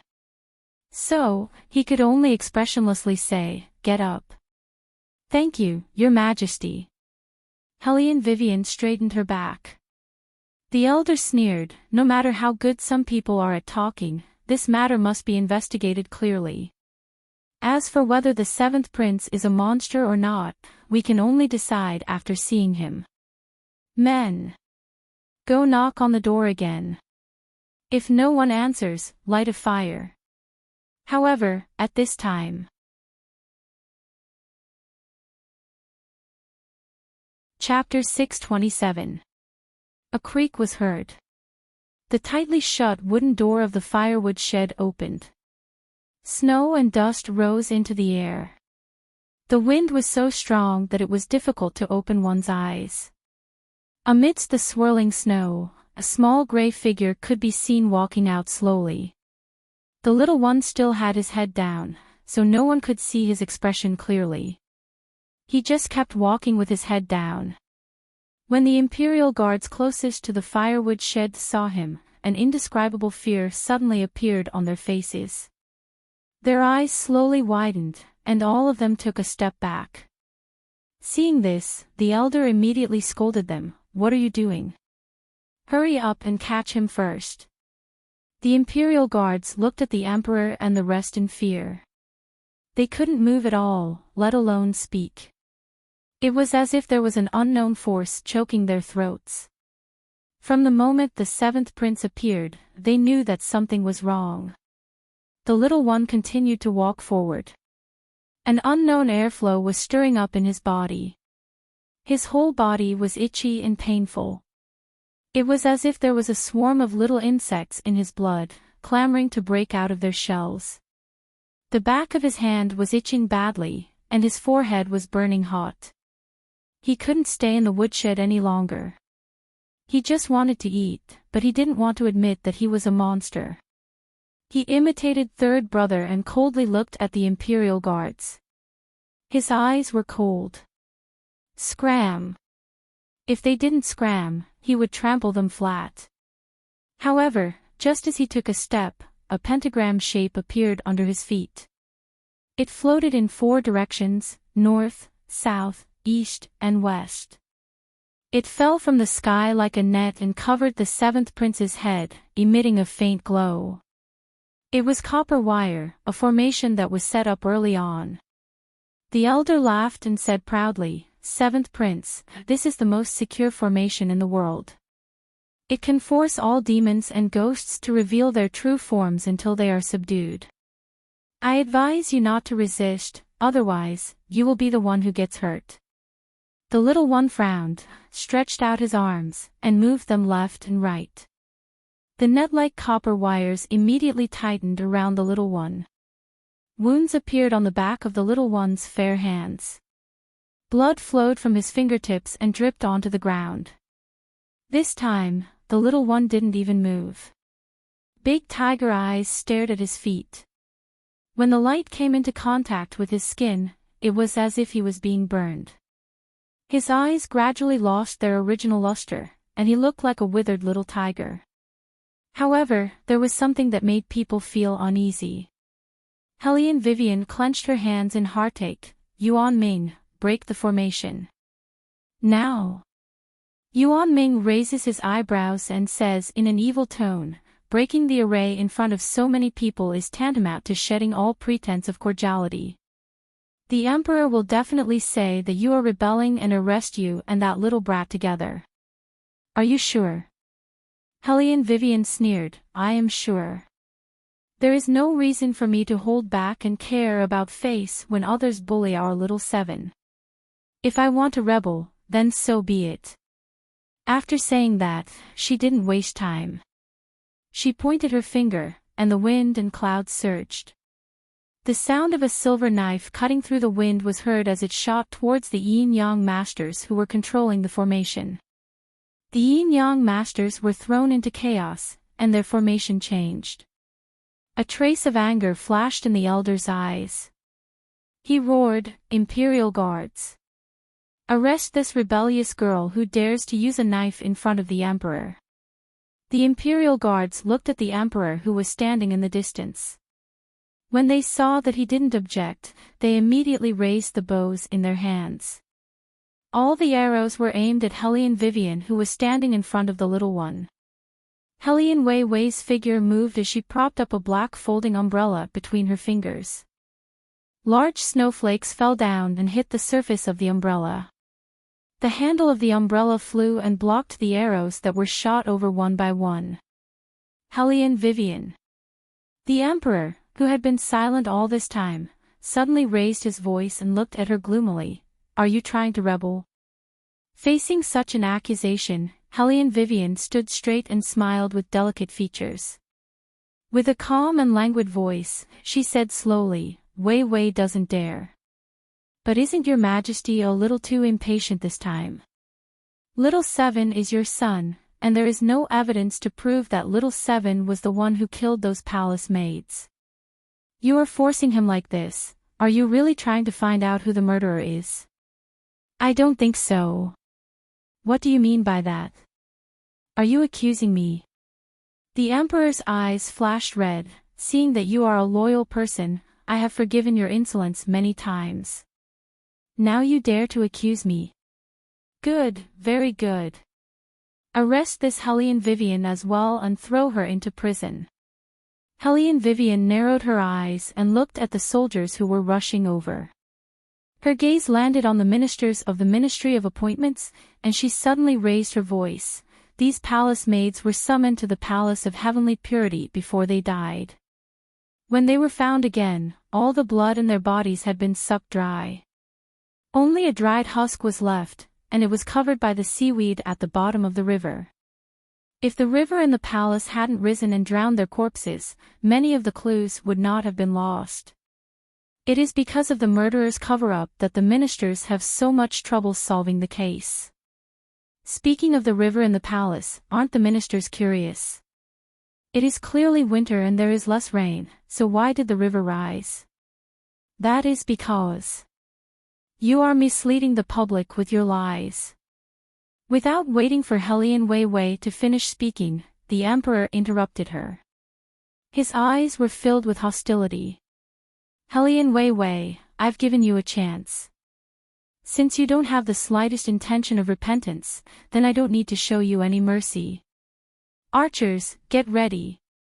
Helian Vivian's eyes swept across the flaming bows and arrows. She slowly tightened her grip on the black umbrella, afraid that one of the arrows would hit Xiao Qi. One of the ministers of the Ministry of Appointments cupped his hands and pleaded, Your Majesty, why don't you listen to the third princess consort? Perhaps her words will be useful. The emperor's facial muscles trembled again. His voice was cold. What? Elderly also wants to rebel. This old minister doesn't dare, but Elderly still wanted to say something. The emperor sneered and said, What can a lawless woman like her say? What can I say? I think you have all followed the third prince for too long and want to rebel. After being scolded by the emperor, the minister's voice trembled. This old minister didn't mean that. Elderly, I don't care what you mean. From now on, whoever pleads for leniency for that unfilial daughter will be punished according to the law. The emperor didn't give Helian Vivian any chance to speak. He couldn't let her speak anymore. This woman could actually guess so many things. Although she didn't say the key point, the spearhead was pointed at the palace of heavenly purity. If he let her continue, the matter of the river would be exposed. At that time, he would inevitably be suspected. Therefore, such a person must not be allowed to live. Chapter 628. The emperor's attitude was firm. The ministers could only worry helplessly. No less than hundreds of rocket launchers surrounded Helian Weiwei in the center. The little one behind her was already bent over. Just by looking at his posture, one could imagine how painful it would be. Rise! The leader of the imperial army raised his hand. A swoosh was heard. The flaming arrows were raised and shone on the little one's face. Wait a minute. Look! Look at what's on his body. The archer closest to the little one suddenly screamed. His finger trembled as he pointed at the little figure. His voice was filled with fear. The ministers, led by the elder, all looked at the little one. They could not help but be shocked. Little Seven's face was covered with scales. As the flames shone on his skin, the scales spread and covered his forehead. At this moment, someone suddenly shouted, Monster! Then, the people scattered in fear and wanted to hide as far away as possible. Their gazes on the little one were filled with disgust and fear. They looked at little Seven as if they were looking at a monster. The little one who was already tormented by the pain started to look around helplessly when he saw the reactions of the crowd. Even breathing seemed to be painful. Little Seven. Helian Vivian looked back at the little one while dealing with the rocket launchers. She lowered her voice and said, Hang in there for a while more. The little one could not move. He could only feel that something strange was expanding in his body. When he looked down, the back of his hand was covered with a thin layer of fur. When the elder saw this, he added fuel to the fire. Third princess consort, what else do you have to say? Look at the person behind you. Is he still our seventh prince? He's obviously a monster that's about to take shape. Little Seven felt like his head was about to split open. When he heard the elder's words, he shouted angrily, "You're the monster. Come over here if you have the ability. See if I don't tear you apart." Hellion Wei Wei had never seen Little Seven so irritable before. Under normal circumstances, no matter how angry he was, he would not say such things. He would only walk over and kick people a few times. But now, he was in such a state where his whole body was filled with hostility. It was a bit unusual.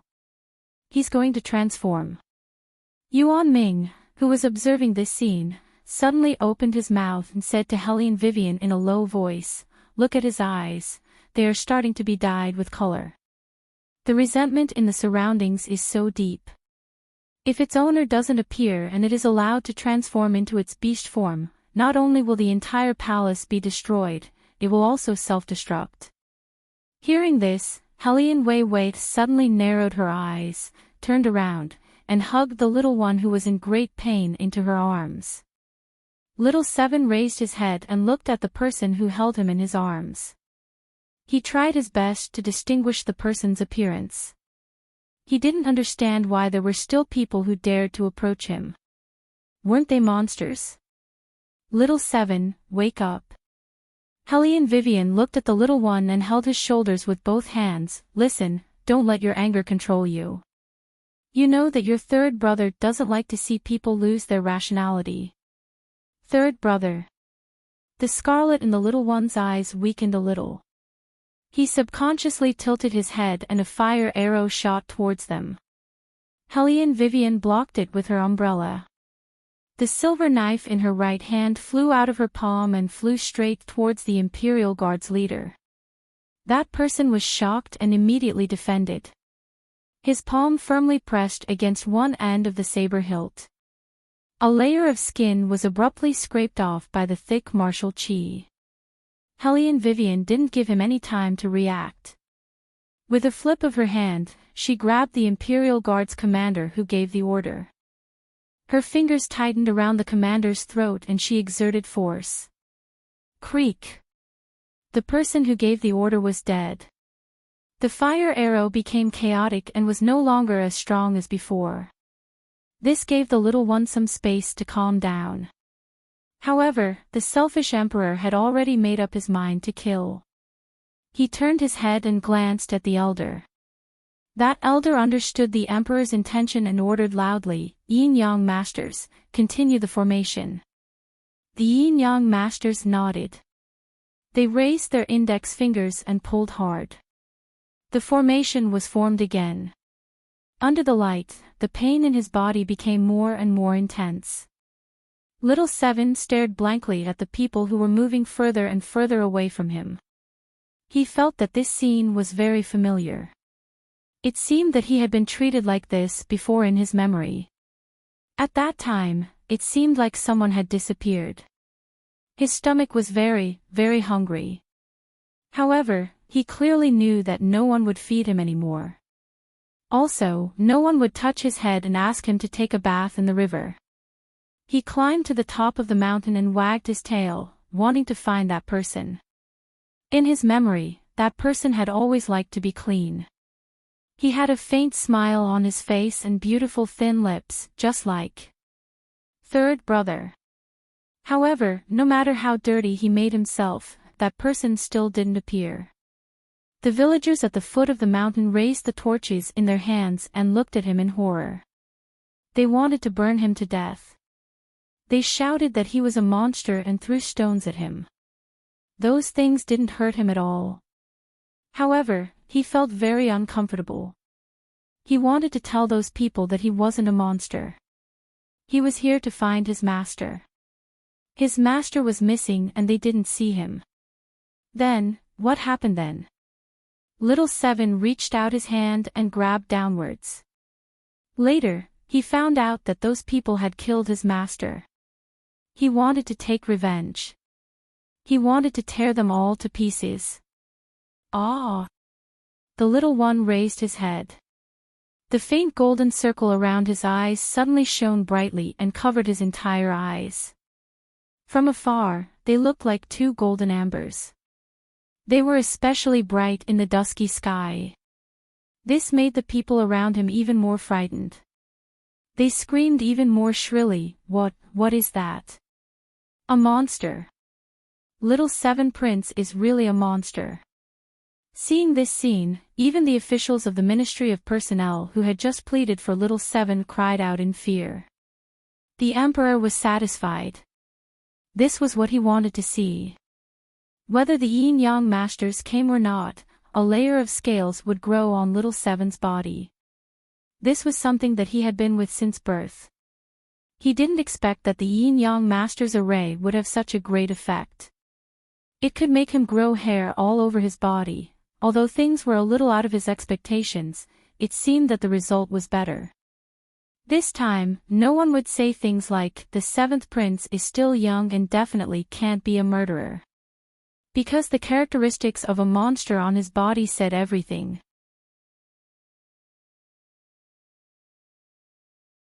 Chapter 629. Fire the arrows.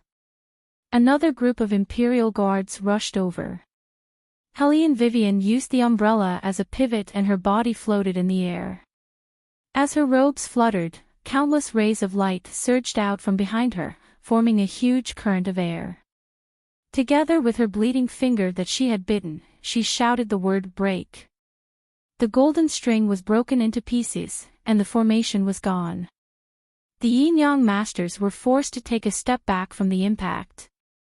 Looking at the person who fell to the ground, he reached out and clutched his chest. Helene Vivian was also injured. It was inevitable that her finger would be injured by the flying arrows. If she was alone, it would be easy for her to escape and fight, but she still had to protect Little Seven. Wave after wave of Imperial Guards rushed over. Helene Vivian's face was covered in ashes, but her eyes were frighteningly bright. The Imperial Guards had never met such a difficult opponent. One person against a group of them, but they didn't retreat at all.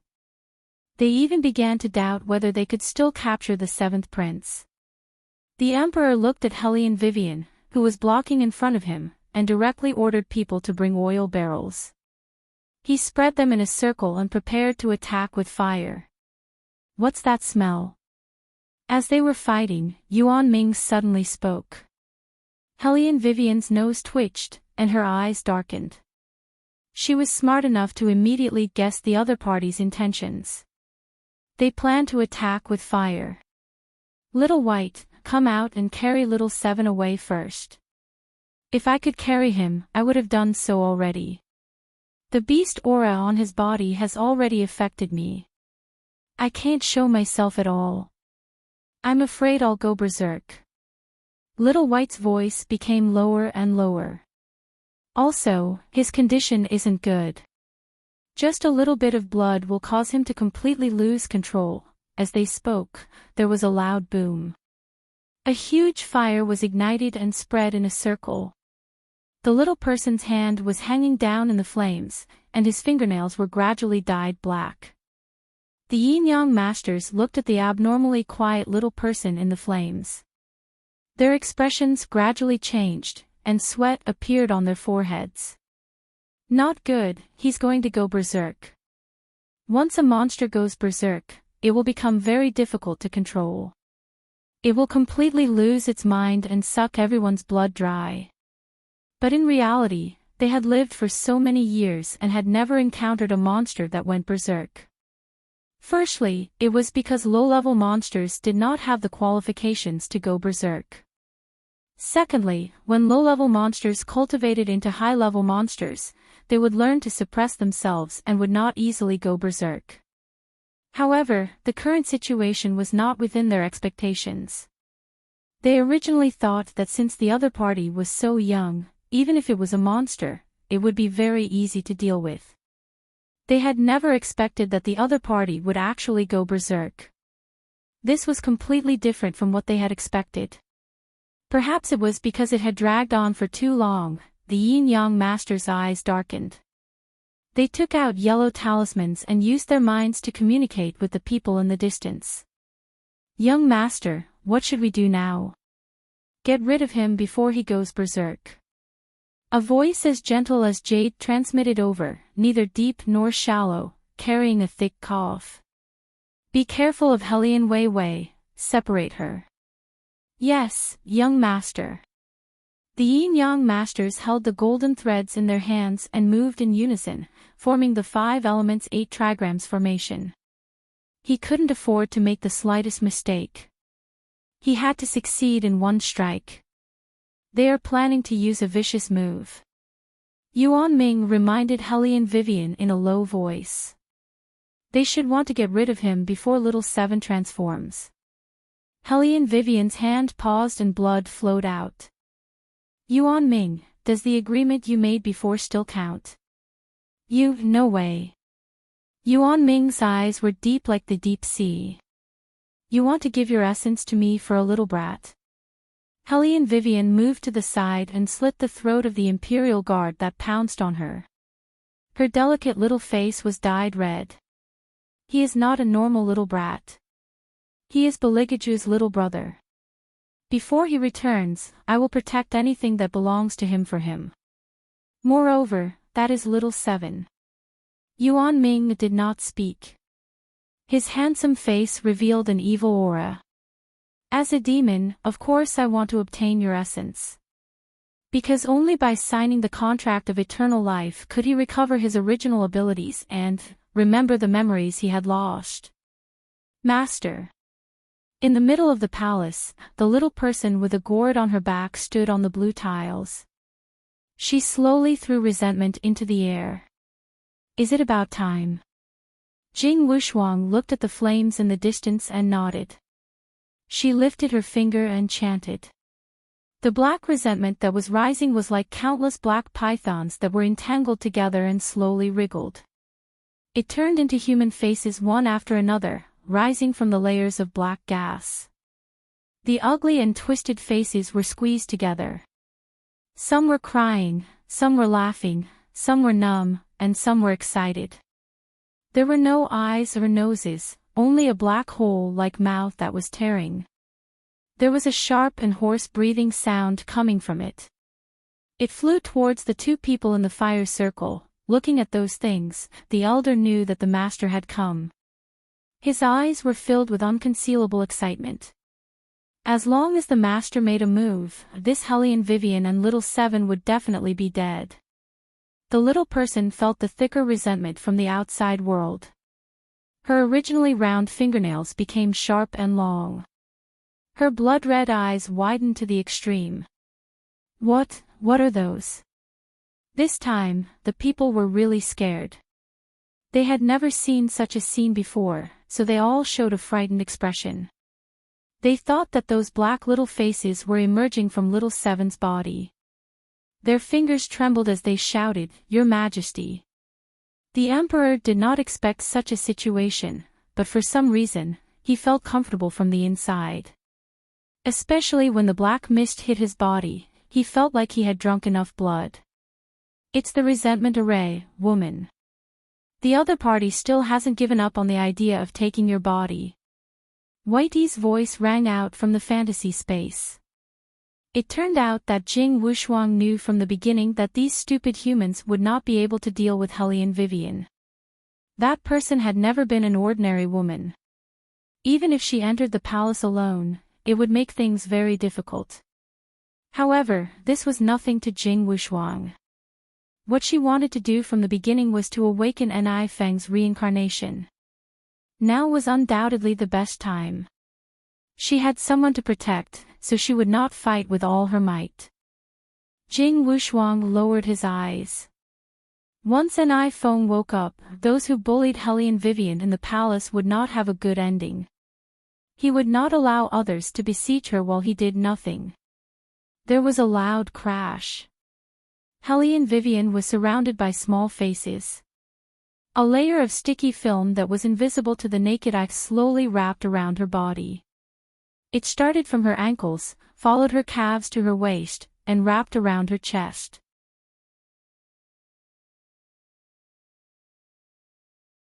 Chapter 630. Helene Vivian felt as if her body was being gnawed by something. The black fog blocked out all the light in front of her. His body was exhausted to the extreme, and even his feet felt weak. Those pitch-black faces were everywhere, seeping into the fog. The little one looked at the person in front of him who was covered by the black fog. His large eyes were filled with blood. Hatred tore his last bit of rationality to shreds. He clenched his small hands and roared towards the sky. Hearing the little one's roar, Helene Wei, who had fallen into exhaustion, moved her wounded finger. The finger was hanging by her side, the blood dripping from it seeped into the ground. With my life, I call upon your name, Master, that woman. The little one on the gourd froze, alerted that his movement was being hindered. He opened his eyes wide. What is she doing? Jing Wushuang did not speak, but the dream demon who was standing beside him rolled his eyes quickly. She's chanting, she's chanting. But once the array is formed, she can no longer use her magic. The little one furrowed his brows. No, it's not magic. The dream demon moved, as if he was afraid of something. Jing Wushuang narrowed his eyes and coughed heavily. Helene Wei, who was oblivious to all of this, only heard a low chuckle by her ear. That chuckle was full of magnetism, like golden gravel, slowly flowing out. Do you know that once you sell your soul, you will never be able to pass through the door of God, and will never be reincarnated? Light and shadow spun in front of her eyes, and there was a faint fragrance in her nose. Red spider lilies bloomed under her feet one after another, like flowing blood. Legend has it that the red spider lilies only bloomed on the road to hell. If I cared about the next life, I wouldn't have summoned you. Helene Vivian floated in midair, and black fog flowed out from her fingertips. That was the lifeline that could summon demons the moment they were born. He. The low chuckle had an indescribable evil charm, like Yuan Ming's, but also not like Yuan Ming's. It was as if someone was merging with him, becoming a whole. Black feathers fell from the sky one by one. They were soft and beautiful, just like a scene from a comic book. I'll ask you one more time. Are you really willing to sell me your soul? Before Helene Vivian regained consciousness, she spat out a few words. Shut up. Use my soul in exchange for my spirit. Demon, show yourself. As the last sentence of the incantation left her mouth, she fell completely unconscious. Those black feathers suddenly stood up in the air with a rustling sound. It flew up into the air, looking extremely beautiful. Amidst the raging fire, black feathers fluttered down, gently placing the sleeping Helene Vivian on the ground. The devil's snare flowers that only bloomed in hell were now blooming on both sides of her. They were like flowers and tea, a breathtaking beauty. In the sea of flowers, the outline of a cold figure gradually appeared. That figure walked over, and behind his fur cloak was a soaring azure dragon and a blazing Chilan beast. He had a smile on his face that could make heaven and earth lose its beauty. His cat-like eyes narrowed slightly, emitting a golden color that symbolized nobility. His lips were very pale, shining like pearls. His slender fingers were wrapped in black gloves, revealing only an inch of his porcelain white wrist, attracting people's attention. His posture was very elegant, and his black robe fluttered with the wind. His name in the human world was Beligaju. In reality, he was the demon who controlled the entire darkness, and loved to play with people's hearts and destroy human consciousness. He tilted his head and picked up little Seven, who was in the array, with one hand. In an instant, the blackness on the little one's fingers began to fade. Even his scarlet eyes gradually sank, and he slowly closed his eyes. It was obvious that Beligaju had cut off his consciousness. Many immature divine beasts would constantly suck when they went berserk. They would not frighten you. Even when they were smiling sweetly, they would bite your throat and suck it greedily. They were just hungry children. In their eyes, humans were like milk bottles filled to the brim with milk. They were meant to be drunk. Their appetite was even bigger than that of an adult divine beast. Because they did not have a sense of good and evil, and did not have the rationality to suppress their instincts. Just like little Seven right now, his soft body was leaning in Bailey Jiaju's arms. With his thumb in his mouth, his little white fangs poked out. He was so handsome and flawless. From time to time, he would bite his thumb, looking like he was crying piteously for food. Balikaju frowned slightly, and with a cool expression, he held him with one hand. Of course, his action was not gentle. Because the way he held the child was wrong. However, this did not affect his sense of oppression at all. The Imperial guards looked at him, and their faces showed fear. They retreated in panic, and put away the bows in their hands. Fear surged from their blood. Your Highness, it seems that I have been away for too long, and that made you forget my methods. You even dared to touch little Seven. Balikaju laughed. His fangs bit down on his black gloves, and his thin lips gently spat out a string of laughter. The Imperial guards could not help but curl up together, and their faces were filled with unprecedented respect and fear. Your Highness, please listen to our explanation. All right, I will listen to your explanation. However, it has to be in hell. As he spoke, his eyes, which were filled with deep black marks, narrowed. The row of Imperial guards in front felt their hearts twisting into a ball. Starting from their fingers, they were burned by the blooming red spider lilies, making sizzling sounds. Balikaju seemed to hate this dirty scene, and he waved his long sleeves. Those Imperial guards did not even have time to scream before they turned into a pool of blood. When the evil spirits saw this scene, they fiercely narrowed their eyes. Although they were shocked by the sudden appearance of the man in front of them, they did not believe that a human could do anything to them. They opened their empty mouths and blocked in front of the man. Human, you better move away, don't ruin our business. Balikaju's mouth was still curved, and his sharp white teeth were exposed. His handsome face was like a god, and he looked down at those evil spirits from above. He loosened his collar with one hand. Are you threatening me? You! The evil spirits had never seen such a bold human. One of them flew out and wanted to retaliate. However, before its teeth could get close to the man's face, the man grabbed it tightly in his hand.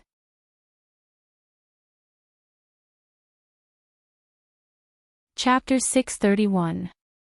Balikaju had a faint smile on his face as he exerted force. The thing in his hand instantly turned into a pool of black water. The evil spirits looked at this scene in disbelief.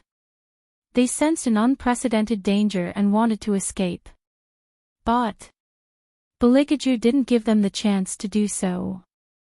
He walked past those evil spirits and ordered behind him, Qilin, swallow them all. At this time, the evil spirits realized that the divine beast fire Qilin was hiding behind the man. Their eyes shook violently, and a kind of unknown fear surged in their hearts. They scrambled to dodge. But it was too late. The fire Qilin opened its mouth and swung its tail, sucking them all into its mouth and chewing them back and forth with its thick claws. The only thing that the evil spirits regretted before they died was that they had underestimated this man. One by one, they roared softly, but they couldn't change their fate of being destroyed. Next. Balikaju's thin lips curled up slightly, and his gaze landed on the trembling elder. It's your turn. At this time, the elder was already affected by the other party and couldn't control his appearance. His arms and claws broke out of his body and clawed at the ground, wanting to quickly fly away. Tap, tap, tap, the man's footsteps sounded behind him, elegant and gentle, but bloodthirsty as life itself. The surrounding yin-yang masters were stunned by this scene, because they never expected that one of the four great elders was actually a demon wearing human skin. At this time, the demon was constantly kicking its hind claws, but the stone road under its front claws had already cracked, spreading over at a moderate speed, like a small stream of black blood that was crookedly flowing under the ice. It only felt that its back was cold, as if it had fallen into hell and couldn't break free. There was a bang. In the end, the bound monster was reduced to dust, and its flesh fell to the ground. The ministers were dumbfounded, and they couldn't come back to their senses as they trembled. That night, they saw too many things that they didn't even dare to think about. Amidst the howling cold wind, Bailey Jiaju's delicate yet grave and stern face raised an evil aura of a smile yet not a smile. Under the moonlight, his pure black robe reflected a kind of ghostly luster. His figure flashed, and when he reappeared, he had already directly landed on the roof of the opposite house. There was still a remnant aura of the exorcist tribe's guardian, but the person was gone. Only a dream demon was left behind. "You sure are quick to slip away." Beligaju sneered. When Dream Demon saw Beligaju's face, he was stunned. He couldn't believe what he was seeing. With a trembling voice, he said, "King, you are still alive." Beligaju glanced at him condescendingly. He raised his hand and effortlessly made Dream Demon spit out a mouthful of black blood. Even so, Dream Demon didn't dare to resist. He trembled as he said, "King, I really don't know anything. If I knew that you were still alive, I definitely wouldn't have listened to the exorcist tribe's orders." Ugh! Before he could finish, Dream Demon's throat was locked by an invisible force. He touched his neck, and his eyes widened as if they were about to explode. Beligaju turned sideways, and his cold voice slid past his ears, "I have never cared about what orders you listen to. What I can't tolerate is that you touched my prey. That person can only be bullied by me. You. You are not worthy." Bang! Following the elder's example, another demon had self-destructed. Beligaju put down the little one in his armpit. With a move of his slender fingers, an exquisitely made silver earring appeared on the little one's ear. This was a device that the owner of the divine beast specially used to suppress their divine beast from going berserk. Then, he retracted his hand, and his ring finger pressed against his thumb, making a crisp sound. Paw! The earring was hidden. The little one made a sound, and the fur on his two little paws faded, revealing smooth skin. Azure Dragon couldn't help but look surprised. It is. Fire Qilin took a step forward and touched his chin with his front paw. It should be the Tunshin. This child. It's the Tunshin. Azure Dragon was still doubtful. Fire Qilin glanced at him. Don't forget, none of us have seen the Tunshin's human form. There must be a reason why Master pampers him so much. You mean to say that Master pampers whoever is younger? Azure Dragon never knew that he lost in terms of age. The bystanders couldn't understand what these two ancient divine beasts were talking about. Hellion Vivian, who was in a light sleep, felt that there was a lot of noise around her ears. She couldn't hear clearly due to her drowsiness.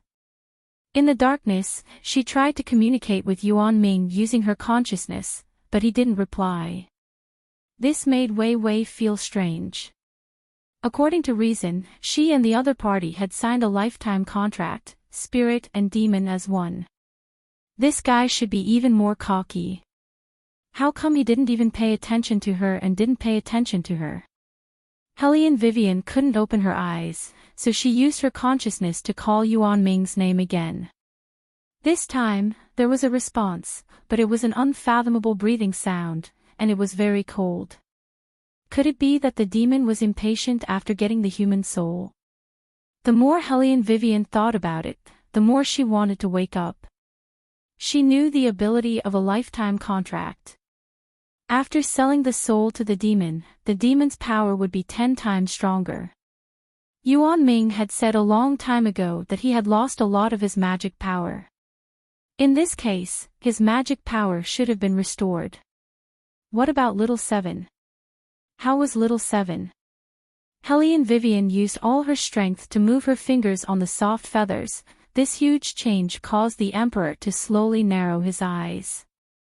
He looked at Beligaju, and an uncomfortable feeling lingered in his chest. Was this still the third prince? Beligaju's martial chi had already surpassed the Emperor's expectations. Originally, he planned to use thousands of Imperial guards to subdue third prince even if he wanted to save little Seven. But now, he wasn't sure if his Imperial guards would be of any use. Especially behind third prince, there was a huge azure dragon circling around him. Dragons, in ancient times, were a sign of good fortune. That was why people often said that the true dragon was the son of heaven. Now, a dragon had appeared, but it had appeared behind Beligaju. How could the Emperor not be jealous and angry? Some of the officials in the Ministry of Appointments had already started whispering to the Azure Dragon, and all of them were saying that Beligaju was the true descendant of the true dragon. Beligaju didn't say anything. The Emperor couldn't stand it anymore, and said, "Third Prince, I don't believe that you can't see what little Seven is in your arms. It's a demon. You're actually protecting a demon. Hand it over to the Imperial Guards now, and I can overlook your foolishness this time."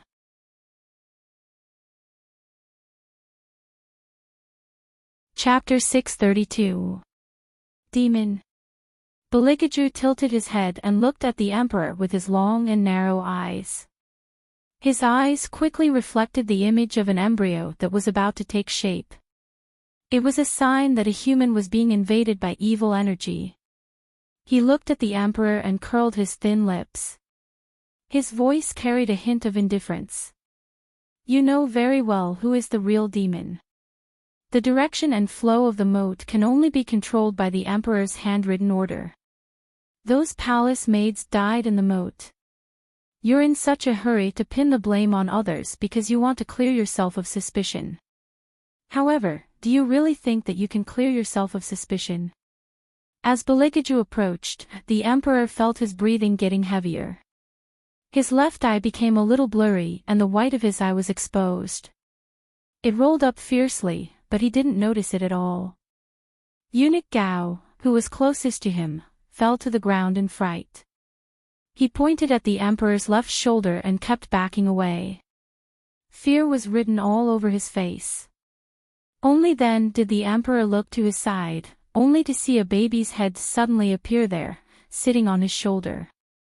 The lower half of the baby's body was buried in his back, as if it had grown out of his body. A pair of scarlet eyes were glaring at him eerily. The Emperor froze and his whole body was cold. How could this be? What was buried in his body? Although he would hear a satisfied sigh every time it was time to eat the elixir, he always thought that it was his own sigh. But now, the Emperor was scared and shouted in panic. He no longer had the image of an emperor. Tears welled up in his eyes. "Men! Come quickly! Take this damn thing away from me!" However, no one dared to go near him. The ministers of the Ministry of Appointments screamed in horror. The Imperial Guards rolled and crawled 10 feet away from him. This time, the Emperor was truly alone. The most frightening thing was that the baby on his shoulder actually moved towards him, and the dead man's face was pressed against his face. The Emperor sat on the ground and screamed in a sharp voice, "Stay away from me, stay away from me. Keep it away from you." Beligaju laughed coldly, "How stupid are you? You've sucked the blood of so many young girls, so of course you'll form resentment. Resentment gives birth to evil, and evil comes from the heart. In time, it will replace you and occupy your body. How could it give up on such a good nourishment like you?" Hearing Beligaju's words, the Emperor seemed to have suddenly thought of something. He lifted his face and looked at him pleadingly. "Third brother, you must have a way, right? Quickly, quickly save Imperial Father." Li Jiaju didn't move at all. He only stood tall and straight, looking down at him with obvious coldness. When Helene Vivian woke up, she saw this scene. That familiar figure stood in the midst of the flames of war. The azure dragon circled in the sky above, and the divine beast at his feet. However, no one or thing could withstand the waves in his eyes. That pair of enigmatic eyes flowed with faint golden circuits, reflecting his fair face. It was filled with a kind of enchanting feeling, like some kind of powerful force, a divine miracle that was extremely beautiful to the extreme. At that moment, Helene Vivian thought she saw an illusion. She reached out and pressed her aching temples. When she looked again, that person was still there. She couldn't help but communicate with Yuan Ming through her consciousness. Her usually lazy voice became full of energy. Yuan Ming, did you see that? He's back, he's really back. Yuan Ming didn't give her any reply. Not far away, Beligaju moved his fingers with a black glove. He looked down at the emperor who was kneeling on the ground and planned to leave. In a moment of desperation, the emperor shouted, "I am your father. Are you going to watch your father become a monster that is neither human nor ghost?" Hearing this, Beligaju smiled. His thin lips had a hint of evil that made people uneasy. "Don't worry, you don't have the chance to become neither human nor ghost. Because it's already awake, it should be hungry." What do you mean by that? The emperor was not stupid. Soon, a possibility flashed through his mind. He immediately looked to his left. That baby had indeed woken up. Its pair of empty eyes stared at the emperor. Its voice was cold, "Blood, I want blood." Before the emperor could react, his neck was bitten by the baby. The gurgling sound of blood being sucked rang out, making everyone's hair stand on end and their hair stand on end. The faces of the officials of the Ministry of Official Personnel Affairs were pale. They watched as the emperor reached out his hands, desperately trying to shake off the baby on his shoulder.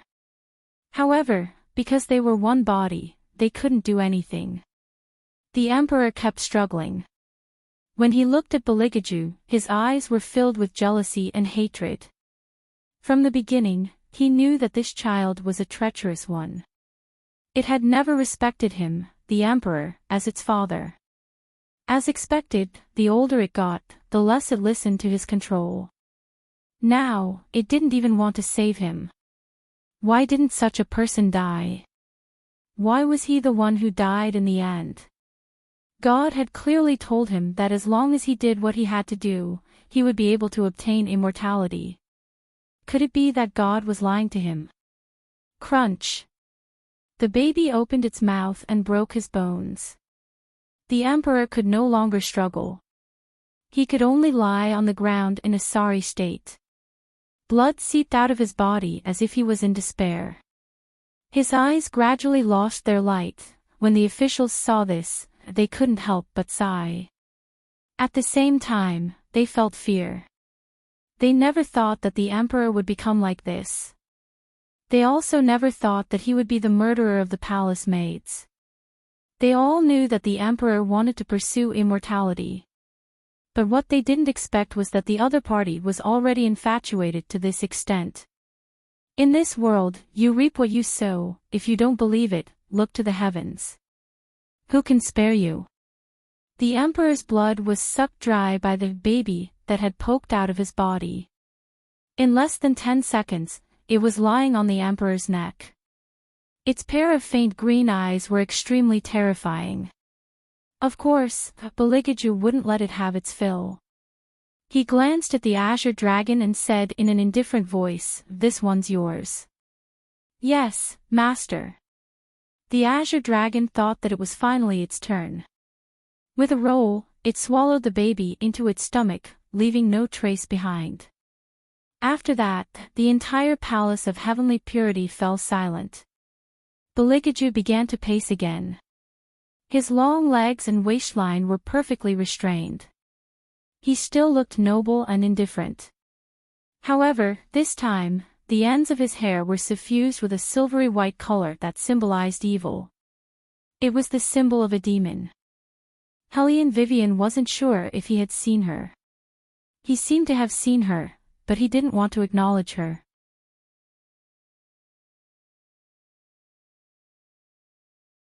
Chapter 633.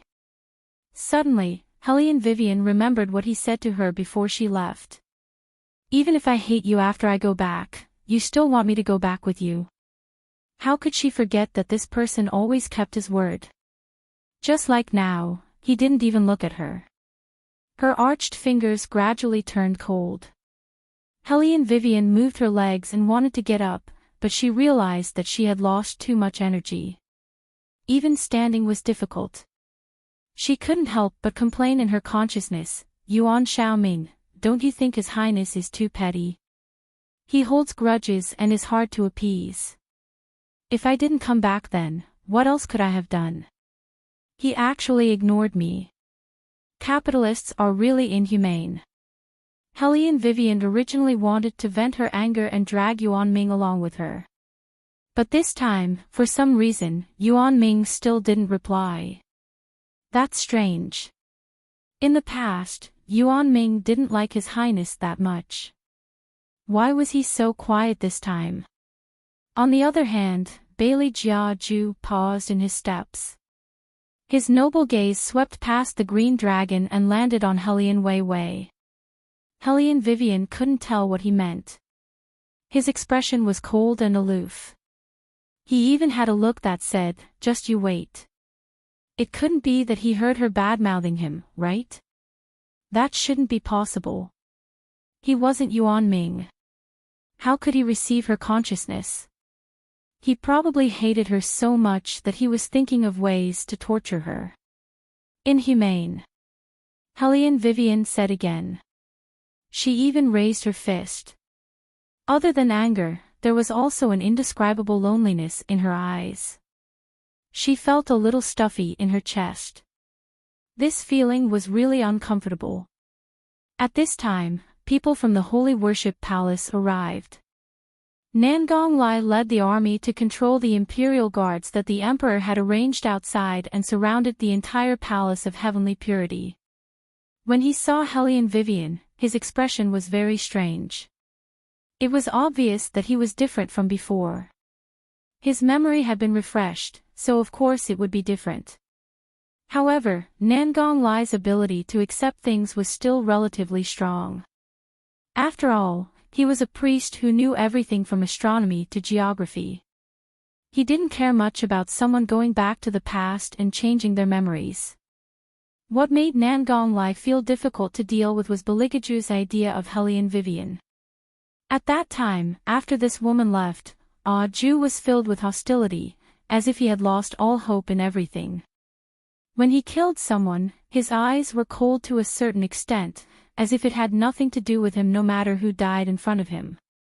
He shut himself in the palace and no longer had any contact with anyone. Even the one from the Hellion family who sent him an invitation was rejected. From that day onwards, there was no one by Ju's side. Nangong Lai could clearly feel the hatred emanating from Ju.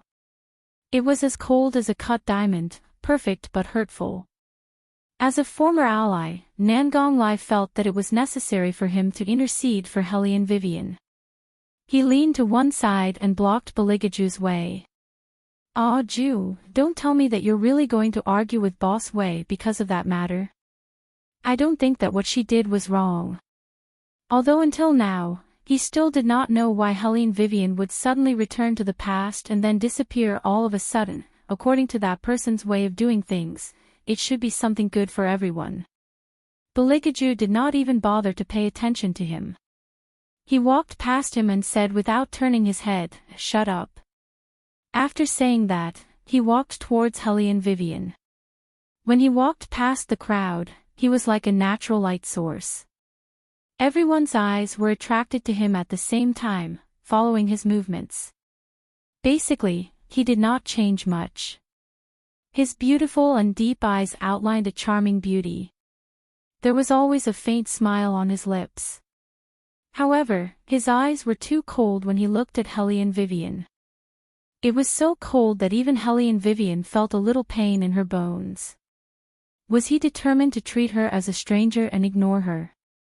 Helene Vivian's fingers brushed the black feathers on the ground. When she raised her head again, she found that there were two slender and straight legs beside her. She looked up along the legs. The handsome and elegant man had already walked in front of her.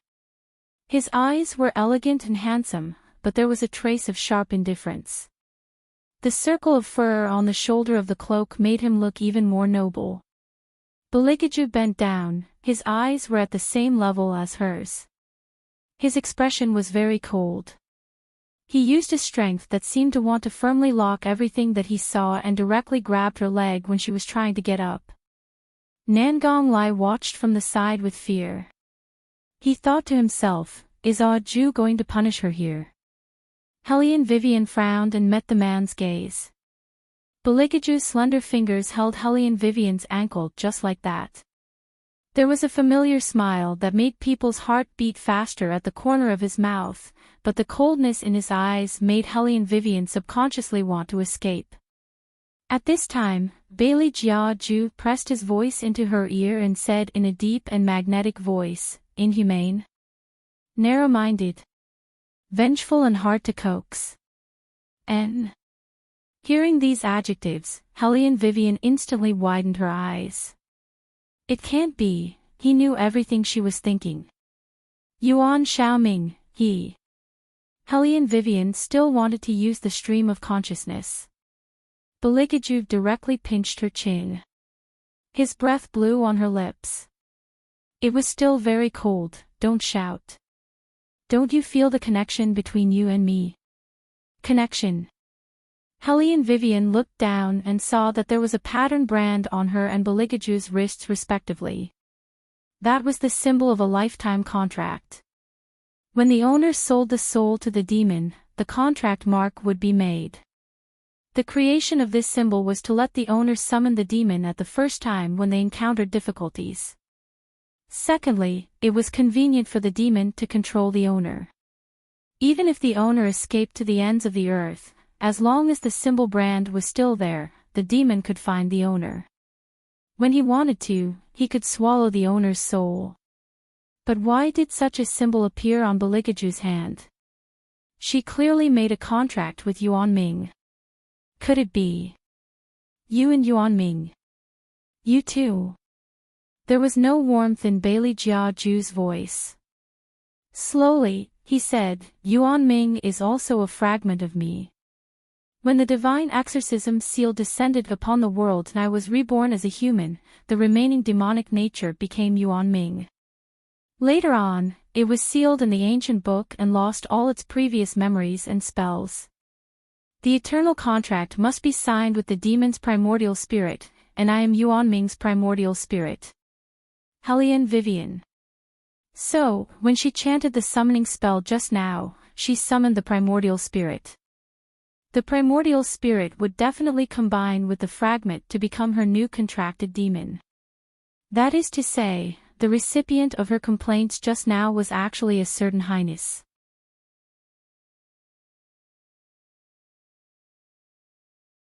Chapter 634. Helene Vivian thought about what she said and wanted to find a hole to bury herself in. Have you thought about how to face me? Beligaju put one arm through her ear and pressed on the black feather behind her, closing the distance between the two of them. With every word he said, his breath would hit her lips. This allowed Helene Vivian to clearly smell the addictive smell coming from his body. Even the curve of his jaw was extremely sexy. No matter how she thought about it, she only thought about kissing him. Helene Vivian raised her eyebrows and smiled evilly. Why don't you let me kiss you, then we can continue talking. Bailey Jiaju narrowed his eyes with an icy chill. His fingers exerted force and pulled her entire body closer to him. His fingers pressed on her thin lips and forcefully crushed them back and forth. Do you think that I will still fall for this trick of yours? Since you're already back, can't you just pretend that nothing happened? Helene Vivian had a smile on her face, but her heart sank a little. Bailey Jiaju laughed, his voice was cold. You want to pretend that nothing happened? Do you think it's possible? It's possible under normal circumstances. Helene Vivian supported herself with her fingers. Beligaju looked at her with an indifferent expression. It's impossible for this king. Helene Vivian felt that it was difficult to breathe. What should she do? She wanted to drag Beligaju over and ask him properly, but what did he want her to do? Do you have to make such a clear distinction between yourself? No matter if it's a soul fragment or your primordial spirit, to me, it's still you. Do you understand? Helene Vivian was originally a person who didn't get angry easily, because she was a person who would directly stay away from someone if she didn't like them. If she liked them, she would protect them like they were her children. It was the first time that she used all her strength to speak like this. You're so smart, it's impossible that you don't understand. You're so arrogant because I like you. Helene Vivian grabbed the man's collar and growled, if you're angry, then tie me up if you can. Why are you so cold? After shouting, Helene Vivian's head was buzzing, as if she finally calmed down. She took a deep breath and said in a light voice, you can think whatever you want. Since you're already back, you can hate me as much as you want. It's fine if you don't want to talk to me, but don't find trouble with me now. I'm tired. She was really tired. For so many days, she had been so tense in her mind until now. In the end, this was the result. She couldn't cope. She pushed him away, stood up, and wanted to leave. In the end, before she could even lift her leg, someone grabbed her wrist from behind. Her back was forcefully pressed into the other party's chest. A familiar voice rang in her ears, carrying a trace of mockery. Why didn't this highness notice before that you like being tied up so much? Let go. Helene Vivian tried to calm her breathing. Beligaju sneered in her ear, let go. We've signed an eternal contract. From now on, you only belong to me.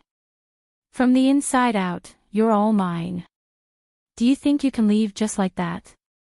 Helene Vivian lowered her head and didn't say anything. Damn it, she had forgotten about this.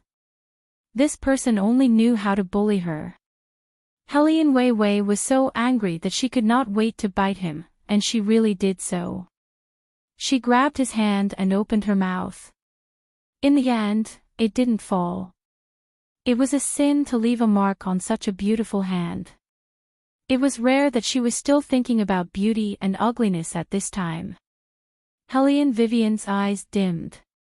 Some people compared love to a game. Whoever used more sincerity would be the winner. There was no right or wrong. No one let down the other. It was about who liked who more. Who couldn't bear to part with who more. She couldn't bear to part with him now. Could this be considered revenge? He begged her so much at that time. He didn't hesitate to throw away his pride so that she could stay. She still left. Now that revenge had come, she said that she was tough because she never thought that it would be so painful when she lost. Half an incense stick's worth of time. Beligaju's voice suddenly sounded again. This time, he let go of her wrist. He didn't have that much strength. He only gently hugged her waist and pressed his lips against her left ear. Helene Vivian didn't understand what he meant. Half an incense stick's worth of time. Was he telling her that she was going to die? I was cold to you for only half an incense stick's worth of time and you couldn't stand it. Beligaju's voice was a bit hoarse. Did you calculate how long it would take for me to recover after you appeared and left? Helene Vivian was stunned. The image of that noble little boy appeared in her mind. He was cold and didn't like to talk. He also didn't get close to others. He only obediently waited for her to return. In an instant, her eyes turned red. Bailey Jiaju turned Helene Wei around and used his slender fingers to touch her eyebrows. Then, he lifted her loose strands of hair and kissed her forehead, eyes, and the bridge of her nose. Finally, He pulled her into his arms and wrapped Hellion Wei Wei in his fur coat, pressing the bridge of his nose against hers. At this time, Beligaju was very gentle. He was like a precious red wine flowing in the night. He was incomparably smooth and sweet. As long as he was willing, he could give her the most enviable love in the world. He said to her in a low voice, "After you left, I thought that if I see you again in the future, I will definitely break your claws and legs. That way, you can stay by my side forever." When Hellion Vivian heard his words, she felt her hands begin to hurt. "But when I really saw you, I was thinking about how to fiercely take you. I wanted to make your legs go soft and cry for mercy. I wanted to make you unable to leave even if you wanted to." When Beligaju said this, his thin lips fell on her lips. Then, he fiercely bit down. It didn't hurt. Instead, it was a bit numb. Hellion Vivian only felt her heart skip a beat. Her face burned a bit unnaturally. What was this person thinking in his head? "In order to make myself look less impatient, I didn't want to look at you. You really know how to make your presence known." Beligaju's voice was sexy and hoarse. It was so graceful that it was like a good musical instrument. Hellion Vivian knew what he was talking about. It was nothing more than her complaints. How long would it take for this joke to pass? Moreover, the mockery in his voice was so obvious. Hellion Vivian really didn't understand. What did he mean? Why didn't he just say that she couldn't forget him and was daydreaming? Or perhaps he wanted to say that she was very attractive to him. Otherwise, he wouldn't have kissed her so gently. But what did he mean by making his presence known?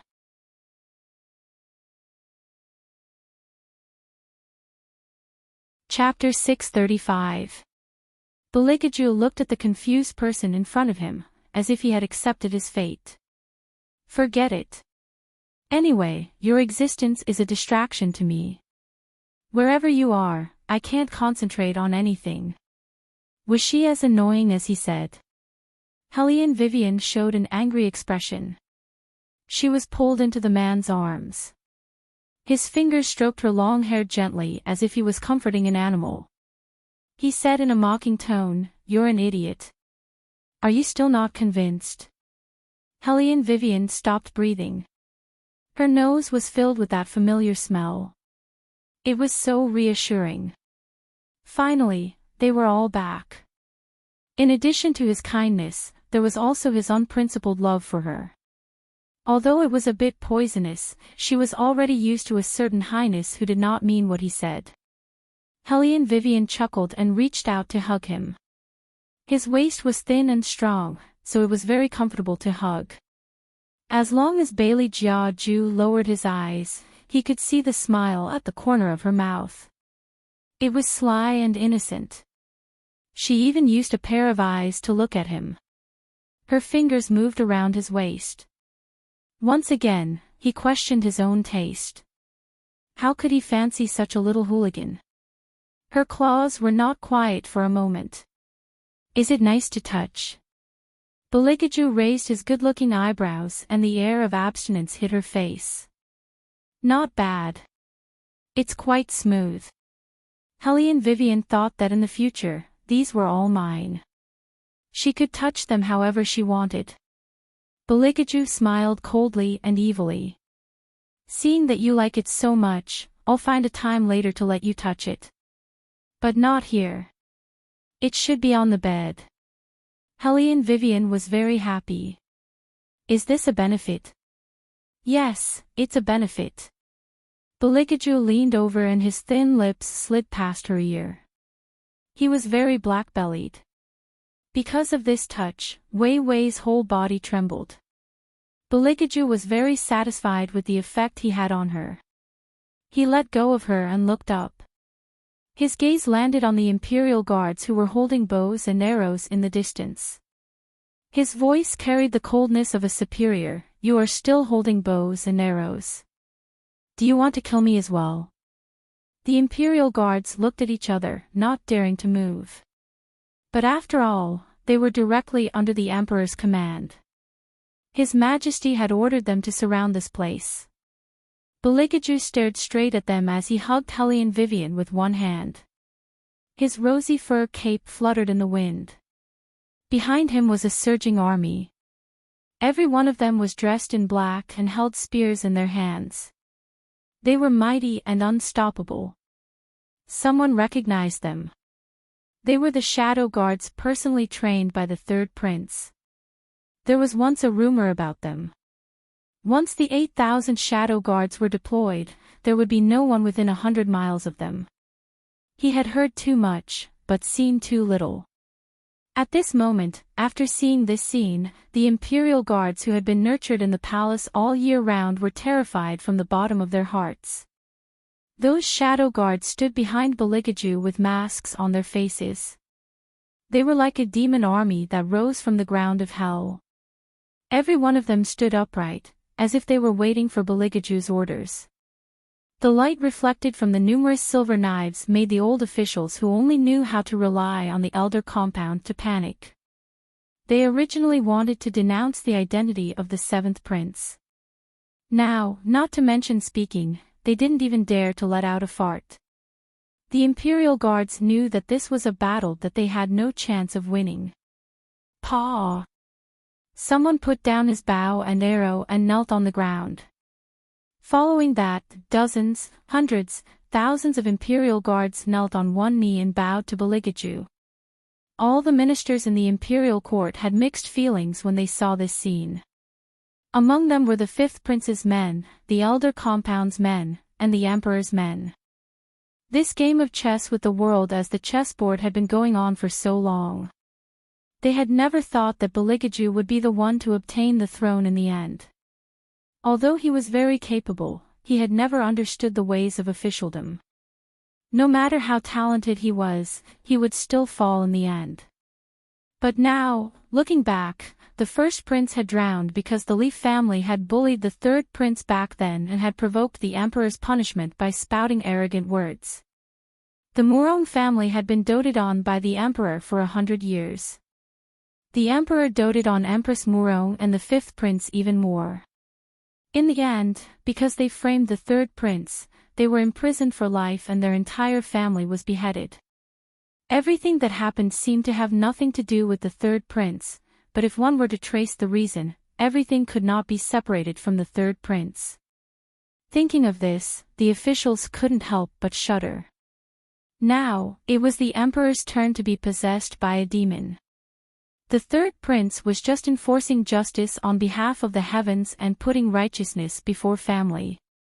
The emperor's throne was rightful and justifiable. It was inspiring. However, how could the old officials, who had been dealing with officials all year round, not see through the trick? It was because they realized it too late that they couldn't help but feel a chill run down their backs. They thought that the third prince would be dethroned sooner or later.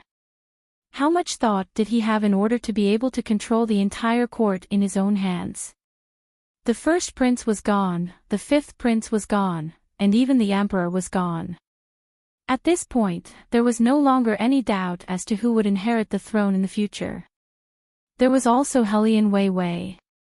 At that time, when this hedonistic good-for-nothing married the third prince, they even secretly sneered at her because of this. After all, the third prince, who originally didn't occupy an advantage in the imperial court, had a burden like this, which would only accelerate his defeat. In the end, not only did this woman become the world's biggest martial arts merchant, she even regained control of the Hellion family. What was even more frightening was that she could actually make the hidden army recognize her as their master. When these two people were separated, it was already frightening enough. Thinking about how His Highness swept away thousands of troops when he appeared, and how many Imperial Guards besieged Hellion Vivian, they actually didn't completely force her into a dead end.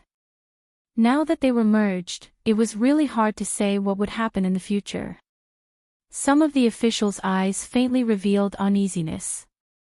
Nangong Lai watched from the side.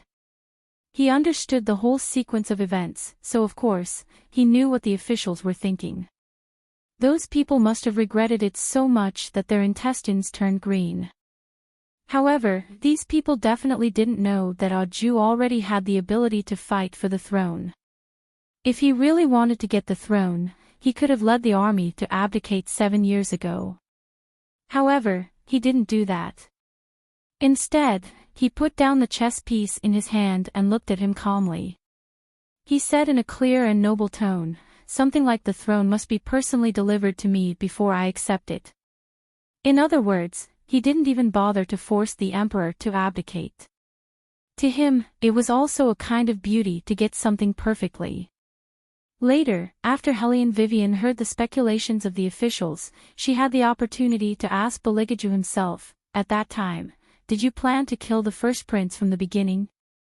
Beligaju looked at her and said slowly, I did want to kill him, but the reason why I did it in the end was not because of the throne. Then why?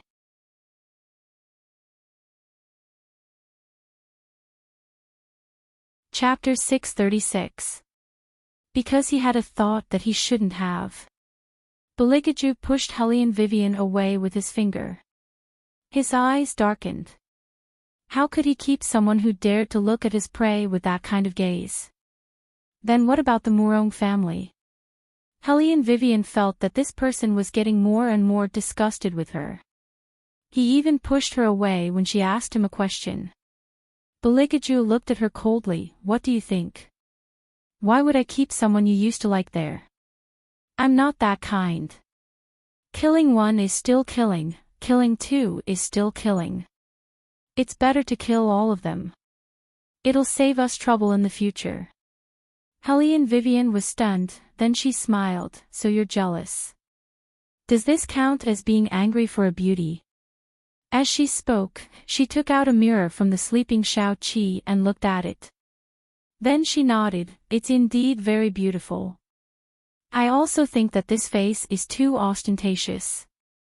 Beligaju supported his face with one hand and used the other to poke her cheek. Don't you think it'll save us trouble if we destroy it? Hellion Vivian's hand froze. She didn't make a fuss anymore. She held the bowl and began to eat. Halfway through the meal, she couldn't help but ask, then what about the emperor? You raised so many shadow guards just to deal with him one day, right? If he didn't set his eyes on you in Tunshin, I wouldn't let the shadow guards surround the palace. Beligaju's eating posture was still noble and elegant. She couldn't see any trace of a demon on him. However, Hellion Vivian still felt strange, you can tolerate it so well. It's not like you at all.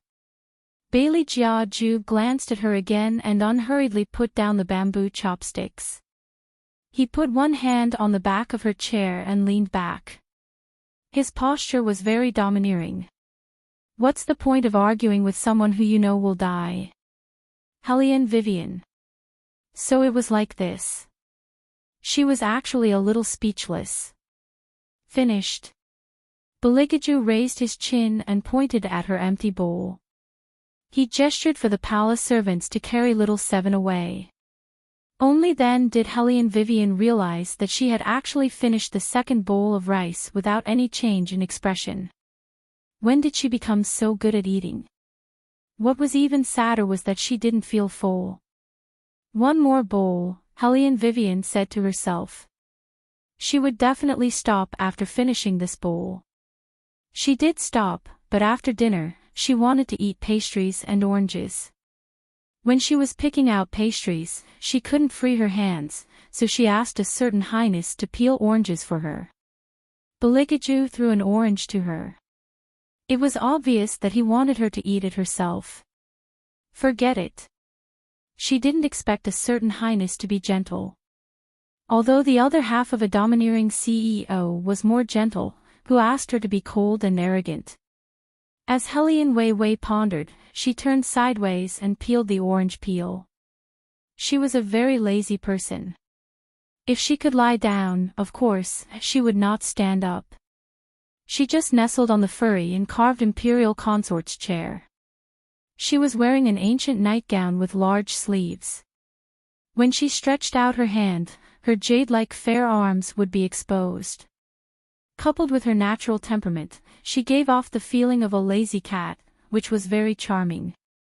Helene Vivian didn't realize how bewitching her posture was at all. She was still muttering, "The plum blossom cake isn't as good as the osmanthus cake." Beligaju had already taken off the fur cloak on his body with one hand and casually threw it to the palace servants who were holding fruits at the side. "You all can leave. I'll take care of this." "Yes." The palace servants lowered their eyes and stepped back. They were very obedient. Helene Vivian didn't mind. After all, compared to someone watching her every move, she preferred to stay like this. After eating the last piece of orange in her hand, she couldn't help but yawn. Before she could make a sound, she saw Beligaju walking over with a mysterious iron chain in his hand. Helene Vivian's yawning hand suddenly stopped. Before she could react, he pressed her arm down and pressed her into the soft fur. His thin lips curled into a faint smile. "Originally, I didn't plan to tie you up. But after hearing what you said in the Palace of Heavenly Purity today, you seem to like being tied up. In that case, I can only comply with your request." "Who likes being tied up? I was just saying it casually. Can't you just pretend you didn't hear it?" Helene Vivian said as she tried to turn around and escape. Beligaju pressed down on her waist and pulled her entire body back, making her sit on his lap. His tone was a little careless. "No, I can't. Who asked me to be petty and inhumane? I hold grudges and I'm hard to appease." "Helene Vivian. Isn't this over? Why is he bringing it up now? Be good, don't move." Beligaju whispered into her ear in a low voice.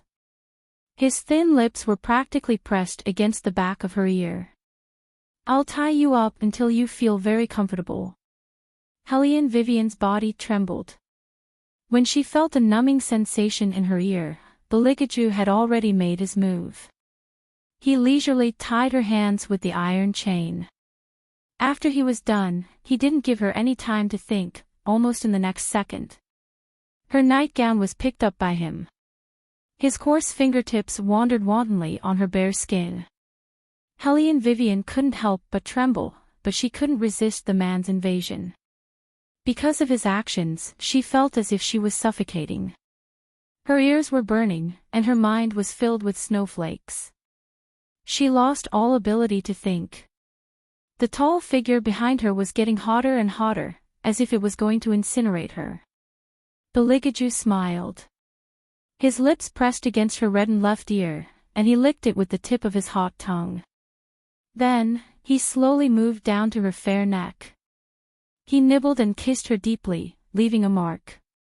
His sandalwood scent seeped into her nose. As long as he wanted to, he could make a woman feel the highest pleasure.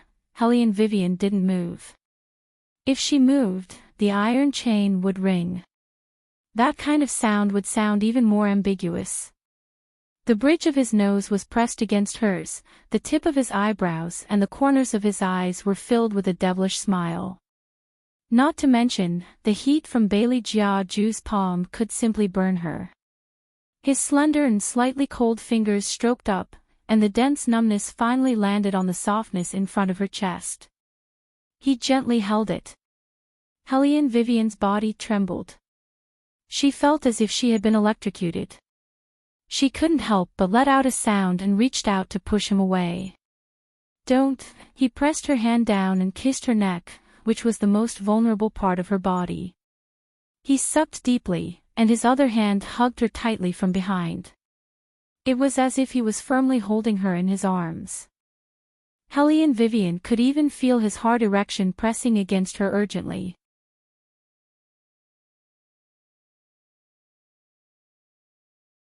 Chapter 637. When Helene Vivian woke up, it was already noon the next day. Of course, Beligaju was not by her side. There were a lot of things waiting for him to deal with in the palace. She knew that he would not be allowed to stay here. As soon as she got up, she saw Xiaoqi sitting by the bed with a meat bun in his mouth. His little face was full of guilt. Third sister-in-law. Hellion Vivian smiled and rubbed his head. What's the matter? I asked third brother today why you kept sleeping. He said that it was because I was too naughty yesterday. That's why you got hurt. Xiaoqi sat there with his two short legs crossed. His head was still lowered. I didn't do it on purpose. I didn't want to turn into a beast. When I got my memory back, I remembered third brother. I wanted to kill all the Imperial guards with torches. I didn't expect to get you involved. Only then did Hellion Wei realize that he had grown a tail. As he spoke, it swung back and forth, looking very adorable. However, His Highness was really good at shirking his responsibility. Was it good to be so shameless? It has nothing to do with Xiaoqi. It's someone else's business. Hellion Vivian pinched Xiaoqi's face. You said you got your memory back. Did you remember that you are the sky-swallowing beast? The little one chewed on the meat bun and said, yes, I remember everything. It's just that my magic power hasn't fully recovered. Third brother put a silver ring on my ear. I can only turn into a mythical beast when I fight. Otherwise, I can carry third sister-in-law outside the palace to drink bean curd. Now that third brother doesn't allow me to fight, I'm bored. Hellion Vivian. So that's why he's worried. Is that brain of yours filled with nothing but eating and fighting? The little one shook his head. No, I care about my image very much. Third sister-in-law, look at me. See if I'm more handsome after waking up. Hellion Vivian's mouth twitched. You're the most handsome in the world. Go to the Imperial kitchen and get me some meat. I'm starving. There's no need to go to the Imperial kitchen. The little one stood up and his long tail hit the ground. When third brother left, he asked people to prepare a lot of food. He said that you can only eat when you wake up. So good. Hellion Vivian smiled and hugged her pajamas with both hands. She stood up lazily and stepped on the black blanket barefooted. She stretched out her hand and yawned as she looked at the round sandalwood table. There was a clay pot heating up on the stove. There were pork ribs, potatoes, and vermicelli in it, making it spicy. Sweet potatoes were added as well, making it fragrant. Not to mention, there were also lotus roots, vinegar white jade, 8 treasure duck, spicy beef, Buddha jumps over the wall, and spicy crab. Hellion Vivian was very hungry. Now that she saw these things that she liked, she picked up the bamboo chopsticks and began to eat the pork ribs. She didn't seem to be in a hurry. After all, she had cultivated a good habit since she was young. Even when eating, she was lazy. However, she ate too much. Lil 7 was chewing on a crab leg at the side. He looked at Hellion Vivian and touched the back of his head with his left hand. He was very puzzled. How did third sister-in-law become so good at eating? She ate more than him. He had already eaten 5 bowls of rice, but he was still eating the second bowl. Could it be that his ability had declined? Sigh, this was good too. As a handsome man, he shouldn't eat too much. In the end, the handsome man still ate more than 10 bowls of rice, and third sister-in-law actually ate 1 more bowl than him. This wasn't the most important thing. The most important thing was that third sister-in-law ate several oranges after she finished eating. The little one stood at the side, wagging his tail and sniffing his nose. He felt that something was wrong. The weather outside the palace became colder. The capital was like this. Once winter came, it would be so cold that people didn't want to go out. Especially when the weather was cloudy and foggy, it would be a vast expanse of white when talking. The emperor had passed away, so the imperial court had to do something. The ministers were all anxious. They stood in the middle of the south study room and didn't dare to raise their heads. Beligaju, who was sitting in the seat of honor, supported his face with one hand and held the booklet in his other hand. Every movement was perfect as if it was calculated. He didn't say anything, nor did he show a trace of displeasure. His noble and handsome side profile didn't show any joy or anger. He even looked more graceful than when the emperor was on the throne. However, the ministers who came to the court still felt an unprecedented pressure. Cold sweat kept breaking out on their foreheads. Everyone was worried about their future. After a long while, Bailey Jiaju seemed to have finished looking through the things in his hands. His pair of eyes faintly swept over them. I don't need to say anything. You should also be clear on what you did wrong. Drag them away. Your Highness, please spare us. The 3 ministers who had supported the emperor to besiege the 7th prince were dragged away by the masked shadow guards. The remaining people were those who had once stood on the 5th prince's side. They had originally thought that this was the end for them. Unexpectedly, that person just took a sip of tea and said in a clear voice, Lord Liu, what's the matter with the booklet you presented? Liu Yu was still thinking that he might be beheaded in the next moment. He didn't expect such a stroke of genius. However, for the sake of the country, he still straightened his back and reported, there's news from the Xianyuan kingdom. Someone in the elder residence has noticed the changes in the court. They said that the seal in the capital may be broken. Once the divine exorcism seal is destroyed, the whole world will not be peaceful. They want to send people to guard it. Send people to guard it. Wu Jing couldn't help but say, go and ask them. If there's a fight over there, can we send people over to stop it? Fuck. They obviously have other intentions. Liu Yu coughed, reminding him that things were different now. He couldn't speak without thinking. After all, the 3rd prince was not the 5th prince. They weren't close to him at all. Moreover, in such a situation, they probably wouldn't survive today. However, what he didn't expect was that the person sitting in the seat of honor actually said casually, my thoughts are the same as yours, General Wu. However, our methods are different. I don't like to travel mountains and rivers to slap people's faces. It's easier to kill them if they come over. Wu Jing was a general and had been on the battlefield all year round. He had never seen anyone as ruthless as the one in front of him. However, with such a person as the leader, they could be hot-blooded when fighting a war. He increasingly felt that the 3rd prince should be the one to sit on the throne.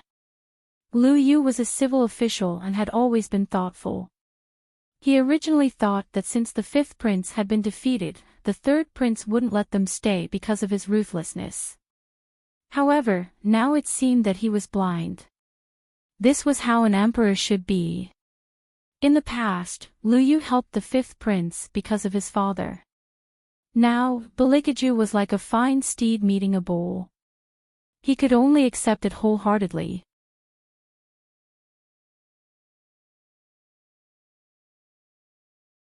Chapter 638. The people from the Xianyuan kingdom are doing this because they see that our elder compound is empty. They don't have a backbone who knows how to exorcise demons. Outside the hall, Nangong Lai walked in with an evil smile. He held a feather fan in his hand and waved it back and forth. They're clearly looking down on your abilities, Your Highness. Beligaju crossed his legs and glanced at him. That indifferent gaze was more or less a little bit cold. Nangong Lai straightened his body in an instant, cleared his throat, and said in all seriousness, this subject went to patrol today. There are indeed not many people who know the art of exorcism. The emissary of the Xianyuan kingdom has already arrived within our borders and will enter the capital tomorrow. Although they say they are here to pay their respects, in reality, they are planning to send someone to test our background first. Hearing Nangong Lai's words, Wu Jing couldn't help but feel angry again. The emperor's body hasn't entered its grave yet, and the morning bell was only rung yesterday. It's impossible that the emissaries from the other countries didn't know. Are those people from the Xianyuan kingdom here to bully us? Lu Yu thought carefully for a while and said, that's probably what they're planning. Lu Yu couldn't help but feel lucky that the third prince was in charge. Less than a day had passed since the emperor's last breath. The third prince had already turned the entire situation around.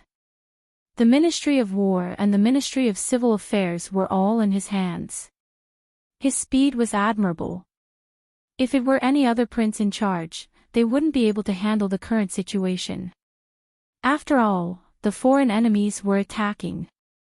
At this time, the powerful courtiers could very well start a military coup. Only the third prince could control the world like this. Lu Yu felt more at ease when he thought of this. However, he considered the practical problem and had to say, the Xianyuan kingdom is the best at exorcism. With Elder Su Wu in charge, we really don't have anyone who can handle it. Our War Dragon dynasty is full of talents. Apart from those old antiques in the Elder compound, is there no one else who can exorcise demons? Wu Jing didn't believe it. Let's not talk about others first. Take Our Highness as an example. His martial qi is the best in the world, and he has the Fire Qilin and the Azure Dragon by his side. Who can't he deal with? Lu Yu shook his head and said, Wu Jing, you still don't admit that you are a boor. The art of exorcism has nothing to do with the strength of one's martial qi. The two mythical beasts that protect His Highness can indeed make all the demonic beasts in the world tremble, but once he encounters ghosts and evil spirits, there is no way to distinguish where the yin qi is. Since there is no way to distinguish, he doesn't know how to deal with it.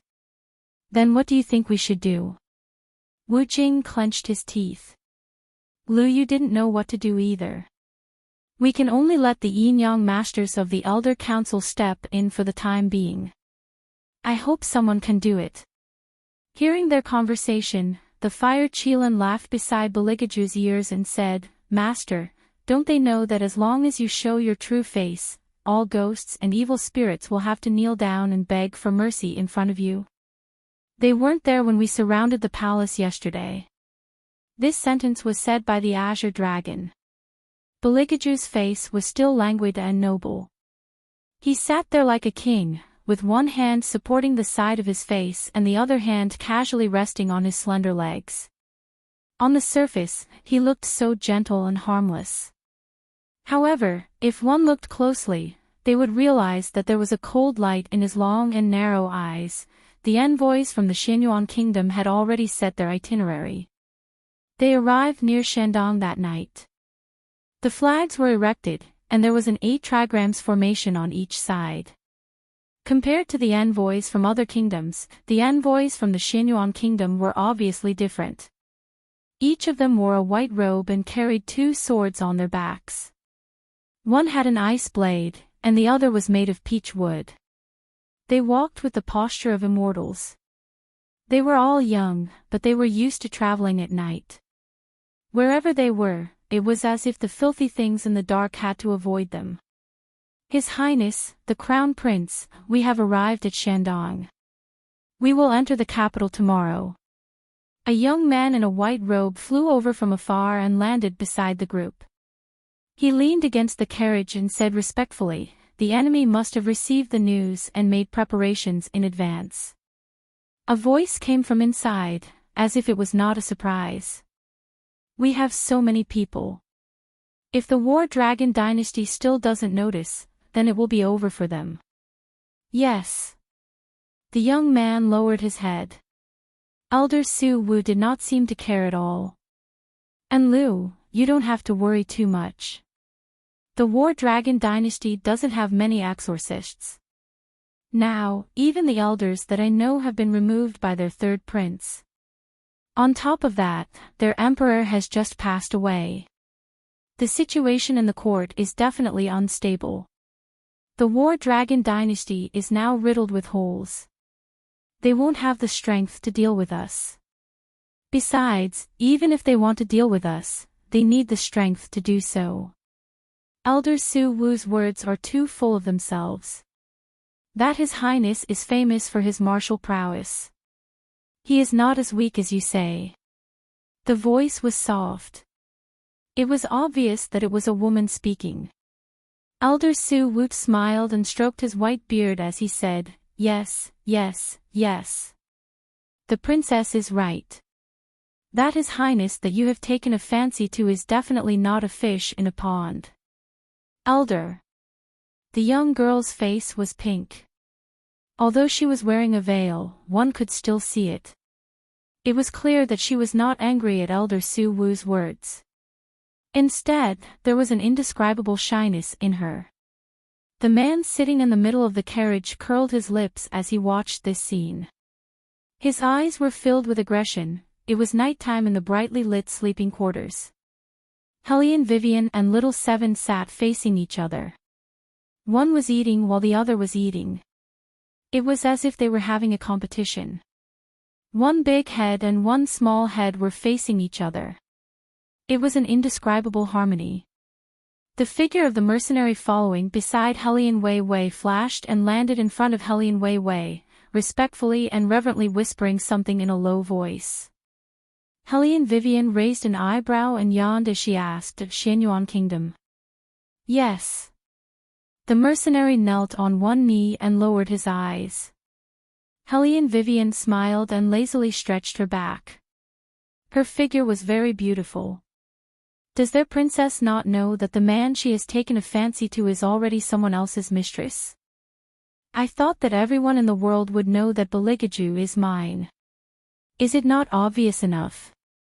Mercenary, He said so much, including the purpose of this trip to the Xianyuan Kingdom. He basically wants to slap the War Dragon Empire's face, and if possible, war might even break out. With so many important matters, how could young Miss only hear that little bit? He actually had a feeling of speechlessness. Shadow, who had followed Beligaju in, was even more shocked. He instinctively looked at his master's expression. After all, the word mistress was too ambiguous.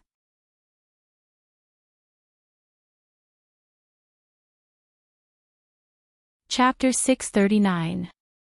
Bailey Jiaju leisurely stopped where he was and looked at the person lying on the small couch with a smile that was not a smile. Hellion Vivian did not realize that he had come in. She lowered her head and struggled with the orange in her hand. Her voice carried a hint of laziness, 100,000 taels of silver for meeting her, 1,000,000 taels of silver for admiring her, and 10,000,000 taels of silver for sitting down and drinking tea with her. The mercenary did not understand what Hellion Vivian meant. "Miss, what is this?" "The royal family's appearance fee." Hellion Vivian realized that she had finished the orange in her hand and wanted to take another one. Fortunately, someone was smart enough to pass it to her. Hellion Vivian had just taken it when she heard a gasp. She happily peeled the orange and ate another piece before saying, "What's wrong? You think it's too expensive?" "It's fine. It's a waste not to take advantage of a girl like Princess Xianyuan. Just do as I say, the other party will definitely prepare the money." The little one who was eating with her heard her words and her tiger-like eyes widened. She held half an orange in her mouth and tugged at Hellion Vivian with her little hand. "Little Seven, why do you keep tugging at me?" Hellion Vivian's voice was obviously weaker when she turned around. Bailey Jiaju tossed up the tangerine in his hand. The corners of his mouth curled up coldly. "Why aren't you saying anything? Continue. This Highness wants to hear what this Highness' other prices are." Hellion Vivian choked on the orange in her mouth and felt guilty. Shadow and the mercenaries were smart enough to retreat. Beligaju glanced at the little one.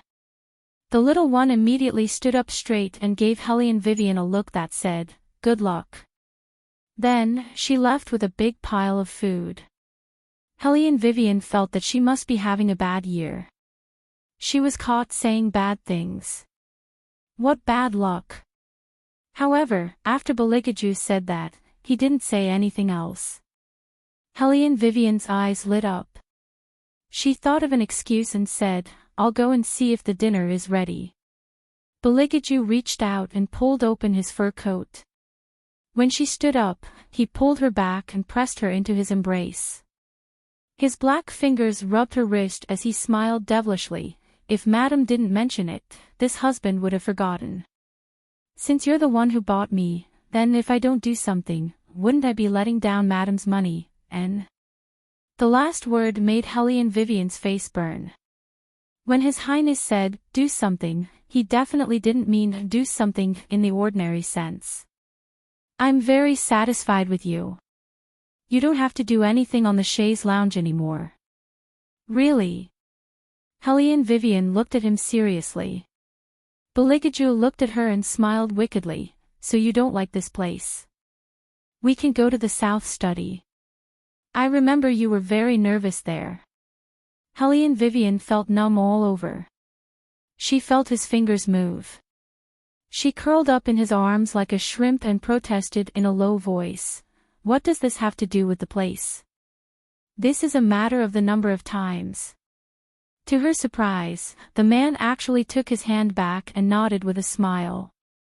He agreed with her words. "This is indeed a matter of the number of times. Thank goodness, you're finally democratic for once."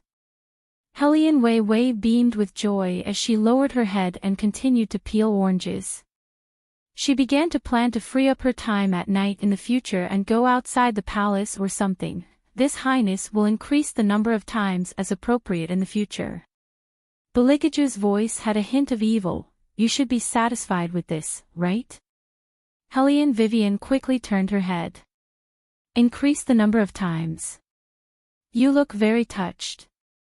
Beligaju leaned over and kissed the back of her hand like a gentleman. The smile on his face grew wider and wider. Under the reflection of the fireworks in the city, it was incomparably charming. After all, this Highness is being kept by someone. This Highness still understands the rules. Helene Vivian. She doesn't look like she's touched at all. Also, don't say that I'm really a prostitute. That night, Helene Vivian realized how much a certain someone understood the rules. Her entire body was weak and she didn't even have the strength to raise her arms. He still didn't let her go. He only said fiercely in her ear, "Let other women admire this Highness." Helene Vivian opened her eyes wide during the thrusting. He was like a nail that nailed her to the ground. He was getting heavier and deeper, but he didn't move. Even his breath was hot. "If you like money, this Highness can give it to you. But if this Highness hears what you said just now again, this Highness won't let you go. Do you understand?" Helene Vivian's long legs were bent. Her body was already at its limit, but he stopped there and only rubbed that maddening spot. He wasn't willing to give her a quick end. Her beautiful phoenix eyes had already been forced to tear up just now. Now, there was even a hint of pleading. "Jew." It was rare to see her like this. Beligaju's eyes darkened. His fingers tightened on her waist. "Be good, beg me. Beg me and I'll give it to you." "Beg, aw." Helene Vivian cried out involuntarily after the violent thrusting. The curtain moved with the waves and didn't disperse for a long time. Helene Vivian was tormented so much that it was inevitable that she would feel sleepy. On the other hand, Bailey Jia Ju woke up early. He stood tall and straight beside the bed, looking like he was already fully dressed. Usually, under such circumstances, Helene Wei would continue to sleep while he went about his business. But today was different. Helene Vivian woke up early and was lying lazily in the quilt. There was a smile on her face. "What should I do when I'm hungry?" Beligaju smiled and bent down. He picked up Helene Vivian along with the quilt and placed her in his arms. Helene Vivian looked at the palace servants who came in like flowing clouds. She didn't avoid them and just let him carry her lazily. 2 strands of hair stood on her head and she yawned from time to time. Bailey Jiaju found it funny. He leaned over and kissed her. Then, he helped her wash her claws and let her rinse her mouth with peppermint water. Then, he carried her and moved her directly to the wooden table. Both of them were very good-looking. One was lazy and the other was abstinent and noble. When paired together, people couldn't help but take a second look. However, they had never seen a woman like Helene Vivian in the palace. Any concubine would be shy and have scruples when they were favored.